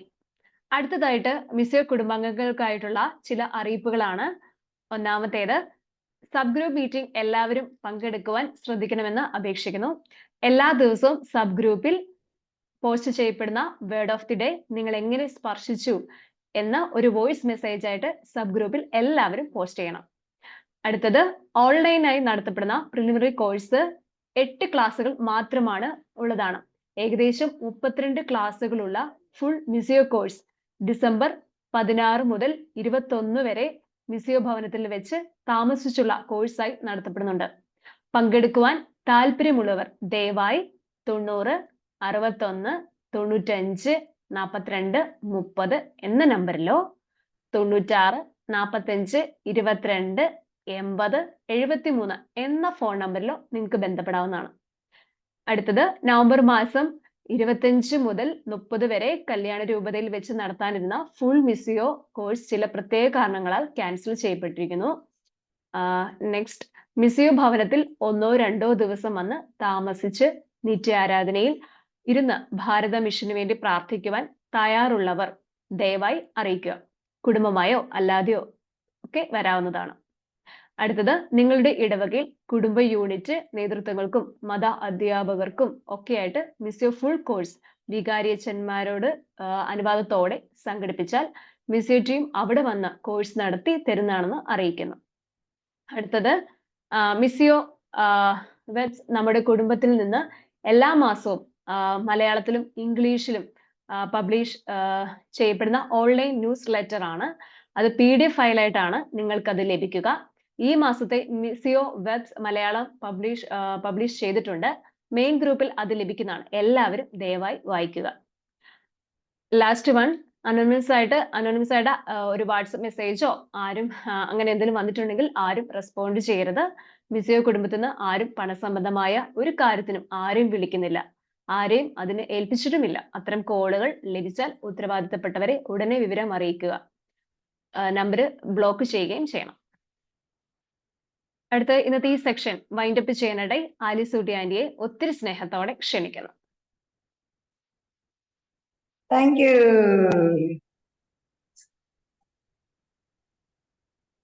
നമ്മള് ഇതിന്റെ പ്രത്യുത്തരത്തെ പറ്റിയാണല്ലോ ഈ ദിവസങ്ങളിൽ, കഴിഞ്ഞ ആഴ്ചയിലും ഇന്നും ഒക്കെ നമ്മളിപ്പോ കേട്ടുകൊണ്ടിരിക്കുന്നത്. മാനസാന്തരത്തെ കുറിച്ചാണ് ഇന്ന് നമ്മള് കേട്ടുകൊണ്ടിരിക്കുന്നത്. നമ്മള് പുഷ്പമ്മയുടെയും ജോജോയുടെയും ഒക്കെ സെഷൻസിലൂടെ നമുക്ക് നല്ലോണം മനസ്സിലായി നമ്മള് അവര് പറഞ്ഞല്ലോ, അപ്പൊ അവരൊക്കെ പുഷ്പമ്മ പറഞ്ഞതിലും നമ്മുടെ എല്ലാ കാര്യങ്ങളും കഴിഞ്ഞ ആഴ്ചയിൽ നമ്മള് നമ്മുടെ പാപത്തിന്റെ മേഖലയൊക്കെ കുമ്പസാരത്തിലൂടെ നമ്മള് തമ്പുരാന് സമർപ്പിച്ച് ഫ്രീ ആയി. ഇന്നിപ്പോഴ് നമ്മുടെ ജീവിതത്തിന്റെ എല്ലാ മേഖലകളെയും കർത്താവിന് സമർപ്പിക്കുന്നതാണ്. ഈ ആഴ്ച നമ്മൾ കാര്യമായിട്ട് ഒന്ന് പ്രിപ്പയർ ചെയ്തിട്ട് അത് ചെയ്യാം. പ്രത്യേകിച്ച് നമുക്കറിയാമല്ലോ, കൊറിന്തോസ്യർക്കുള്ള പൗലോസ് പറയുന്നൊരു വാചകമുണ്ടല്ലോ, യേശുക്രിസ്തുവിലായിരിക്കുന്ന ഏതൊരാളും ഒരു പുതിയ സൃഷ്ടിയാണ്, പഴയതെല്ലാം കടന്നുപോയി, ഇതാ പുതിയത് വന്നു കഴിഞ്ഞു. അപ്പോൾ യേശുക്രിസ്തുവിനെ നമ്മൾ വിട്ടുകൊടുത്തു കഴിഞ്ഞാൽ നമ്മൾ പൂർണ്ണമായിട്ടും പുതിയതാകുകയാണ്. ഈ ആഴ്ചയിൽ നമ്മൾ ആദ്യം തന്നെ പറഞ്ഞത് ഓർക്കാം, ക്ഷമിക്കാനും ക്ഷമ ചോദിക്കാനുള്ള മേഖലകള്, അതെല്ലാം ഏതെല്ലാം മേഖലകളിൽ ആരോടൊക്കെയാണ് നമുക്ക് ഏതെങ്കിലും തരത്തിൽ അകൽച്ചയോ വിഷമോ ഉള്ളതെന്ന് കണ്ടുപിടിച്ച് അവരെയൊക്കെ കർത്താവിന് സമർപ്പിച്ചൊന്ന് പ്രാർത്ഥിക്കുക. പിന്നെ നമ്മള് എല്ലാ മേഖല പോസിറ്റീവായിട്ടും നെഗറ്റീവായിട്ടും നമ്മുടെ ജീവിതത്തിലുള്ള എല്ലാ മേഖലകളെയും കർത്താവിന് സമർപ്പിച്ച് അതെല്ലാം കർത്താവിന് അങ്ങോട്ട് വിട്ടുകൊടുക്കാം. അങ്ങനെ കേൾക്കാമെന്ന് തോന്നുന്നില്ല, ഞാൻ പറയുന്നത് കേൾക്കാവോ? കേൾക്കാൻ വേണ്ടി എനിക്ക് കേൾക്കത്തില്ലെന്ന് എനിക്ക് തോന്നിയേ. ഓക്കെ. അപ്പോഴേ നന്നായിട്ടൊന്ന് ഒരുങ്ങുക. അതൊരു നമ്മുടെ ജീവിതത്തെ തന്നെ പാടെ മാറ്റിമറിക്കുന്ന ഒരനുഭവമായിരിക്കും. അപ്പോൾ കർത്താവിന് നന്ദി പറയാനുള്ള സന്തോഷത്തോടെ ഞാൻ ഓർക്കുന്ന നമ്മുടെ ജീവൻ മുതൽ ജീവിതം അതുമായി ബന്ധപ്പെട്ട എല്ലാ കാര്യങ്ങളും സമയമെടുത്തൊന്ന് എഴുതുന്നത് നല്ലതാണ്. അതുപോലെ നന്ദി പറയാനുള്ള ഒരുപാട് കാര്യങ്ങളുണ്ടല്ലോ, അതെല്ലാം എഴുതുക. പിന്നെ നെഗറ്റീവായിട്ടുള്ള കാര്യങ്ങൾ, പാപത്തിന്റെ മേഖല കഴിഞ്ഞ ആഴ്ച നമ്മൾ എഴുതിയ, ഇനിയും ബാക്കി എന്തെങ്കിലും ഉണ്ടെങ്കിൽ അതൊക്കെ നമുക്ക് എഴുതാം. രോഗത്തിന്റെയോ വേദനകളുടെയോ നമുക്കില്ലാതെ നഷ്ടപ്പെടില്ലാതിരിക്കണമെന്ന് വിചാരിക്കുന്ന കാര്യങ്ങൾ എല്ലാം ഒന്ന് എഴുതിയിട്ട് ഇത് മുഴുവനും കൂടെ കർത്താവിൽ നിന്നുകൊണ്ട് അങ്ങോട്ട് സമർപ്പിക്കാം. അങ്ങനെ അങ്ങോട്ട് സമർപ്പിച്ച് കഴിയുമ്പോഴേക്ക് ശരി, ഈശോ പറഞ്ഞല്ലോ, അധ്വാനിക്കുകയും ഭാരം വഹിക്കുകയും ചെയ്യുന്നവരെല്ലാം എൻ്റെ അടുക്കിലേക്ക് വരാൻ പറഞ്ഞു. കർത്താവ് കാത്തിരിക്കുക. നമ്മള് നല്ലോണം മനസ്സിലാക്കി 2000 കൊല്ലം മുമ്പ് ഈശോ ചെയ്യാനുള്ളതെല്ലാം ചെയ്തു. ഇന്ന് നമ്മുടെ ഭാഗത്ത് നിന്ന് നമ്മൾ ചെയ്യുന്നതാണ്. അത് എത്ര പൂർണ്ണമായിട്ട് നമ്മൾ ചെയ്യുന്നു അത്രയും ആഴമായിട്ടൊരു സ്വാതന്ത്ര്യത്തിലേക്ക്, ദൈവമക്കളുടെ വലിയൊരു അനുഭവത്തിലേക്ക് വരാൻ നമുക്ക് സാധിക്കും. ഈ ആഴ്ച അങ്ങനെ നമുക്കൊന്ന് കർത്താവിനെ സമർപ്പിച്ചുകൊണ്ട് നമുക്ക് പൂർണ്ണമായിട്ടും ഒരു സ്വതന്ത്രരായ ദൈവമക്കളുടെ സ്വാതന്ത്ര്യത്തെ ഈശോ നമ്മളെ ദത്തുപുത്ര സ്ഥാനത്തേക്ക് കൊണ്ടുവരാൻ വേണ്ടി പരിശുദ്ധാത്മാവിനെ നമുക്ക് നൽകി ജീവന്റെ സമൃദ്ധി തരാൻ വന്നതാണ്. അപ്പൊ ഇത് ഒത്തിരി പ്രധാനപ്പെട്ടതാണ്. ഇപ്പൊ ഒന്ന് വിട്ടുകൊടുത്തുകൊണ്ട് ആ ഒരു ജീവന്റെ സമൃദ്ധി നമ്മുടേതാക്കിക്കൊണ്ട് നമുക്ക് പുതിയൊരു ജീവിതത്തിലേക്ക് വരാനുള്ള വലിയൊരു അവസരമാകട്ടെ ഈ ആഴ്ച എന്ന് ആശംസിക്കുന്നു. ദൈവത്തിന് സ്തുതി. ആമേൻ. മാനസാന്തര പ്രത്യുത്തരം പ്രസന്റേഷൻ അതിന്റെ പൂർണ്ണതയിൽ എത്തിച്ച ആലിസൂട്ടി ആന്റിക്ക് ഒത്തിരി നന്ദി. അടുത്തതായി സമാപന സന്ദേശവും ആശീർവാദവും നൽകുന്നതിനായി സ്നേഹബഹുമാനപ്പെട്ട ഫാദർ ജോമോൻ അത്താഴപ്പടം അച്ഛനെ ഏറെ സ്നേഹത്തോടെ ക്ഷണിക്കുന്നു. ഈശോ മിശിഹായ്ക്ക് സ്തുതിയായിരിക്കട്ടെ. ഈശോയിലേറ്റ സ്നേഹം നിറഞ്ഞവരെ, നമ്മളിന്ന് മെയിനായിട്ട് ചിന്തിച്ചത് മാനസാന്തരത്തെ കുറിച്ചാണ്. മാനസാന്തരം എന്ന് പറഞ്ഞാൽ നമുക്കറിയാം, നമ്മളായിരിക്കുന്ന അവസ്ഥയിൽ നിന്ന് ആയിരിക്കേണ്ട അവസ്ഥയിലേക്കുള്ള ഒരു മാറ്റമാണ് മാനസാന്തരം എന്ന് പറയുന്നത്. നമ്മൾ സുവിശേഷത്തില് നമ്മൾ ധൂർത്തന്റെ ഉമ്മയിൽ കാണുന്നുണ്ട്. അവൻ തന്റെ പിതാവിന്റെ സ്നേഹത്തിൽ നിന്ന് അകന്ന് പോയി ധൂർത്തനായി ജീവിച്ച് അവസാനം പന്നിക്കൂട്ടിലായിരുന്ന അവസ്ഥയിൽ അവിടെ ഇരുന്നു കൊണ്ട് അവൻ ചിന്തിച്ചു, തന്റെ പിതാവിനെ കുറിച്ച്, പിതാവിന്റെ സ്നേഹത്തെ കുറിച്ചൊക്കെ ചിന്തിച്ചപ്പോൾ ഒരു തിരിച്ചുവരവൻ അവൻ തയ്യാറായപ്പോഴാണ്, തിരിച്ചു വന്നതാണ് മാനസാന്തരത്തിലേക്ക് അവനെ നയിച്ചത്. ആ സ്നേഹം വീണ്ടും അനുഭവിക്കാനായിട്ട് സാധിച്ചത്. അതാണ് മാനസാന്തരം എന്ന് പറയുന്നത്. നമുക്ക് നഷ്ടമായി പോയ ആ സ്നേഹം, ദൈവസ്നേഹം വീണ്ടും എടുക്കുക എന്നുള്ളതാണ് മാനസാന്തരം എന്ന് പറയുന്നത്. നമുക്കറിയാം, നമ്മൾ പാപാവസ്ഥയിൽ നമുക്ക് പാപത്തെക്കുറിച്ച് ബോധ്യമുണ്ടാകുക എന്നുള്ളതൊക്കെ നല്ല കാര്യമാണ്. അതിനേക്കാൾ ഉപരിയായിട്ട് നമ്മളായിരിക്കുന്ന പാപാവസ്ഥയിൽ നിന്ന് നമ്മൾ പിന്തിരിഞ്ഞ് ഒരു യൂ ടേൺ എടുക്കാനായിട്ട് നമുക്ക് സാധിക്കണം നമ്മുടെ ജീവിതത്തിൽ. അവിടെയാണ് നമുക്ക് തമ്പുരാന്റെ സ്നേഹത്തിൽ വീണ്ടും ആഴപ്പെട്ട് വളരാനായിട്ട് സാധിക്കുക. അതാണ് മാനസാന്തരം എന്നുകൊണ്ട് നമ്മൾ ഉദ്ദേശിക്കുക. സുവിശേഷത്തിലൊക്കെ കാണുന്ന അതാണ്. യേശുവിനെ കണ്ടുമുട്ടിയ ഓരോ വ്യക്തികൾക്കും അറിയാം ആ മാനസാന്തരം അവരുടെ ജീവിതത്തിൽ ഒരു പുതു സൃഷ്ടിയാക്കി മാറ്റി എന്നുള്ളതാണ്. പഴയ ആ ജീവിതത്തിൽ നിന്ന് മാറി അവരായിരിക്കേണ്ട ഒരു അവസ്ഥയിൽ, ആയിരുന്ന അവസ്ഥയിൽ നിന്ന് ആയിരിക്കേണ്ട അവസ്ഥയിൽ, അതായത് പാപത്തിൽ നിന്ന് അകന്ന് ദൈവത്തിങ്കിലേക്ക് വളരുക എന്നുള്ളതാണ്. ദൈവസ്നേഹത്തിലേക്ക് വളരുക എന്നുള്ളതാണ് മാനസാന്തരം. സുവിശേഷത്തിലുടനീളം നമ്മൾ കണ്ടത് അതാണ്. പല വ്യക്തികളും യേശുവിനെ കണ്ടുമുട്ടിയ നിമിഷം മുതൽ അവരുടെ ജീവിതത്തിൽ വന്ന ഒരു മാറ്റം, അതാണ് മാനസാന്തരം. ദൈവസ്നേഹ അനുഭവത്തിലേക്ക് അവർ വളരുകയും അവരിലൂടെ മറ്റുള്ളവരിലേക്ക് ദൈവസ്നേഹം പറഞ്ഞു കൊടുക്കാനായിട്ടും അവരുടെ മാനസാന്തരം സാധ്യമായി എന്നുള്ളതാണ്. നമുക്കറിയാം സക്കേവൂസിന്റെ ജീവിതത്തിൽ അവനുണ്ടായ മാനസാന്തരം അവന്റെ കുടുംബത്തിന് അനുഗ്രഹമായിട്ട് മാറിയത്. അതുപോലെ സുവിശേഷത്തിൽ ഓരോ വ്യക്തികളും തന്റെ ജീവിതത്തിൽ യേശുവിനെ കണ്ടുമുട്ടിയ നിമിഷം അവരുടെ പഴയ ജീവിതത്തെ ഉപേക്ഷിച്ചുകൊണ്ട് ദൈവത്തിങ്കിലേക്ക് കടന്നു വന്നപ്പോൾ, ദൈവസ്നേഹം അനുഭവിച്ചറിഞ്ഞപ്പോൾ നിമിഷം മുതൽ ഒരു പുതിയ സൃഷ്ടിയായിട്ട് മാറുകയും ചെയ്തു. നമ്മുടെ ജീവിതത്തിലും ഈ ഒരു ദൈവാനുഭവത്തിലേക്ക് കടന്നു വരാനായിട്ട് നമുക്ക് സാധിക്കണം. നമ്മുടെ അനുദിന ജീവിതത്തിൽ നമ്മൾ എപ്പോഴും ചിന്തിക്കേണ്ടത്, കർത്താവെ, ഞാൻ അങ്ങ് ആഗ്രഹിക്കുന്ന പോലെ ഒരു ജീവിതമാണ് നയിക്കുന്നത്. നമ്മളായിരിക്കുന്ന അവസ്ഥയിൽ നിന്ന് തമ്പരാൻ ആഗ്രഹിക്കുന്ന ഒരവസ്ഥയിലേക്ക് നമുക്ക് വളർന്നു വരാനായിട്ട് നമുക്ക് സാധിക്കണം. അപ്പോൾ നമുക്ക് കൂടുതൽ ദൈവാനുഭവത്തിലും വളരാനായിട്ടും ദൈവസ്നേഹം അനുഭവിച്ചറിയാനൊക്കെ ആയിട്ട് നമുക്ക് സാധിക്കും. അതിനുവേണ്ടി നമുക്ക് പ്രത്യേകം പ്രാർത്ഥിക്കാം. ഈ കൂട്ടായ്മയെ നമുക്ക് പ്രത്യേകമായിട്ട് സമർപ്പിച്ച് പ്രാർത്ഥിക്കാം. അതോടെ നമ്മുടെ ജീവിതത്തിൽ കൂടുതൽ ദൈവ അനുഭവത്തിലേക്ക് വളരുവാനായിട്ടും ആഴത്തിൽ വളർന്നുകൊണ്ട് ആ ദൈവ അനുഭവം മറ്റുള്ളവരുമായിട്ട് പങ്കുവയ്ക്കാനായിട്ടുള്ള വലിയ കൃപയ്ക്കും അഭിഷേകത്തിനും വേണ്ടി നമുക്ക് പ്രാർത്ഥിക്കാം. ഈ കൂട്ടായ്മയിൽ പ്രവർത്തിക്കുന്ന എല്ലാവരെയും, ഇത് പങ്കെടുക്കുന്ന എല്ലാവരെയും, ദൈവാനുഭവത്തിലേക്ക് കടന്നു വരുന്ന ഓരോ മക്കളെയും, ഇനി കടന്നു വരാനിരിക്കുന്ന ഓരോ മക്കളെയും നമുക്ക് സമർപ്പിച്ച് പ്രാർത്ഥിക്കാം. തമ്പുരാനാണ് നമ്മളെ നയിക്കേണ്ടത്, പരിശുദ്ധാത്മാവാണ് നമ്മളെ നയിക്കേണ്ടത്. പരിശുദ്ധാത്മാവിന്റെ പ്രവർത്തനമാണ് നമ്മളിലൂടെ മറ്റുള്ളവരിലേക്ക് ദൈവസ്നേഹം പകർന്നു നൽകാനായിട്ട് നമ്മുടെ ജീവിതത്തിലൂടെ സാധ്യമാക്കേണ്ടത്. ആത്മാവിനെ നിറയുവാനായിട്ട് നമുക്ക് പ്രത്യേകമായിട്ട് ഒരു നിമിഷം പ്രാർത്ഥിക്കാം. നമ്മുടെ എല്ലാ നിയോഗങ്ങളെയും, പ്രത്യേകിച്ച് ഈ കൂട്ടായ്മയുടെ നിയോഗങ്ങളെ നമുക്ക് പ്രത്യേകമായിട്ട് സമർപ്പിച്ച് പ്രാർത്ഥിക്കാം. ഇത് നേതൃത്വം കൊടുക്കുന്ന ഓരോ മക്കളെയും, പ്രത്യേകിച്ച് അലിസാന്റി മറ്റെല്ലാവരെയും നമുക്ക് സമർപ്പിച്ച് പ്രാർത്ഥിക്കാം. പരിശുദ്ധാത്മാവിന്റെ കൂടുതൽ വരദാനങ്ങളാൽ നിറഞ്ഞുകൊണ്ട് അഭിഷേകമുള്ളവരായിട്ട് മാറാനായിട്ട്, മറ്റുള്ളവർക്ക് ദൈവം അനുഭവം നമ്മുടെ ജീവിതത്തിലൂടെ കാണിച്ചു കൊടുക്കാൻ, നമ്മുടെ ജീവിതം ഒരു സാക്ഷ്യമായിട്ട് മാറാനായിട്ട് സർവശക്തനായ ദൈവം എല്ലാ കൃപകളും അനുഗ്രഹങ്ങളും നമുക്ക് ഓരോരുത്തർക്കും നൽകട്ടെ. നമ്മുടെ കർത്താവ് ഈശോ മിശിഹായുടെ കൃപയും പിതാവായ ദൈവത്തിന്റെ സ്നേഹവും പരിശുദ്ധാത്മാവിന്റെ സഹവാസവും പരിശുദ്ധ അമ്മയുടെയും വിശുദ്ധ യേശു പിതാവിന്റെയും മാധ്യസ്ഥവും വിശുദ്ധ കുരിശിന്റെ സംരക്ഷണവും നമ്മളോടും നമ്മുടെ ഭവനത്തോടും നമ്മുടെ ഇന്നത്തെ എല്ലാ പ്രാർത്ഥന നിയോഗങ്ങളോടും കൂടെ ഉണ്ടാകുമാറാകട്ടെ, ഇപ്പോഴും എപ്പോഴും എന്നേക്കും. ആമേൻ. ഈശോ മിശിഹായ്ക്ക് സ്തുതിയായിരിക്കട്ടെ. ഇപ്പോഴെപ്പോഴും സ്തുതിയായിരിക്കട്ടെ father. Thank you father for loving message.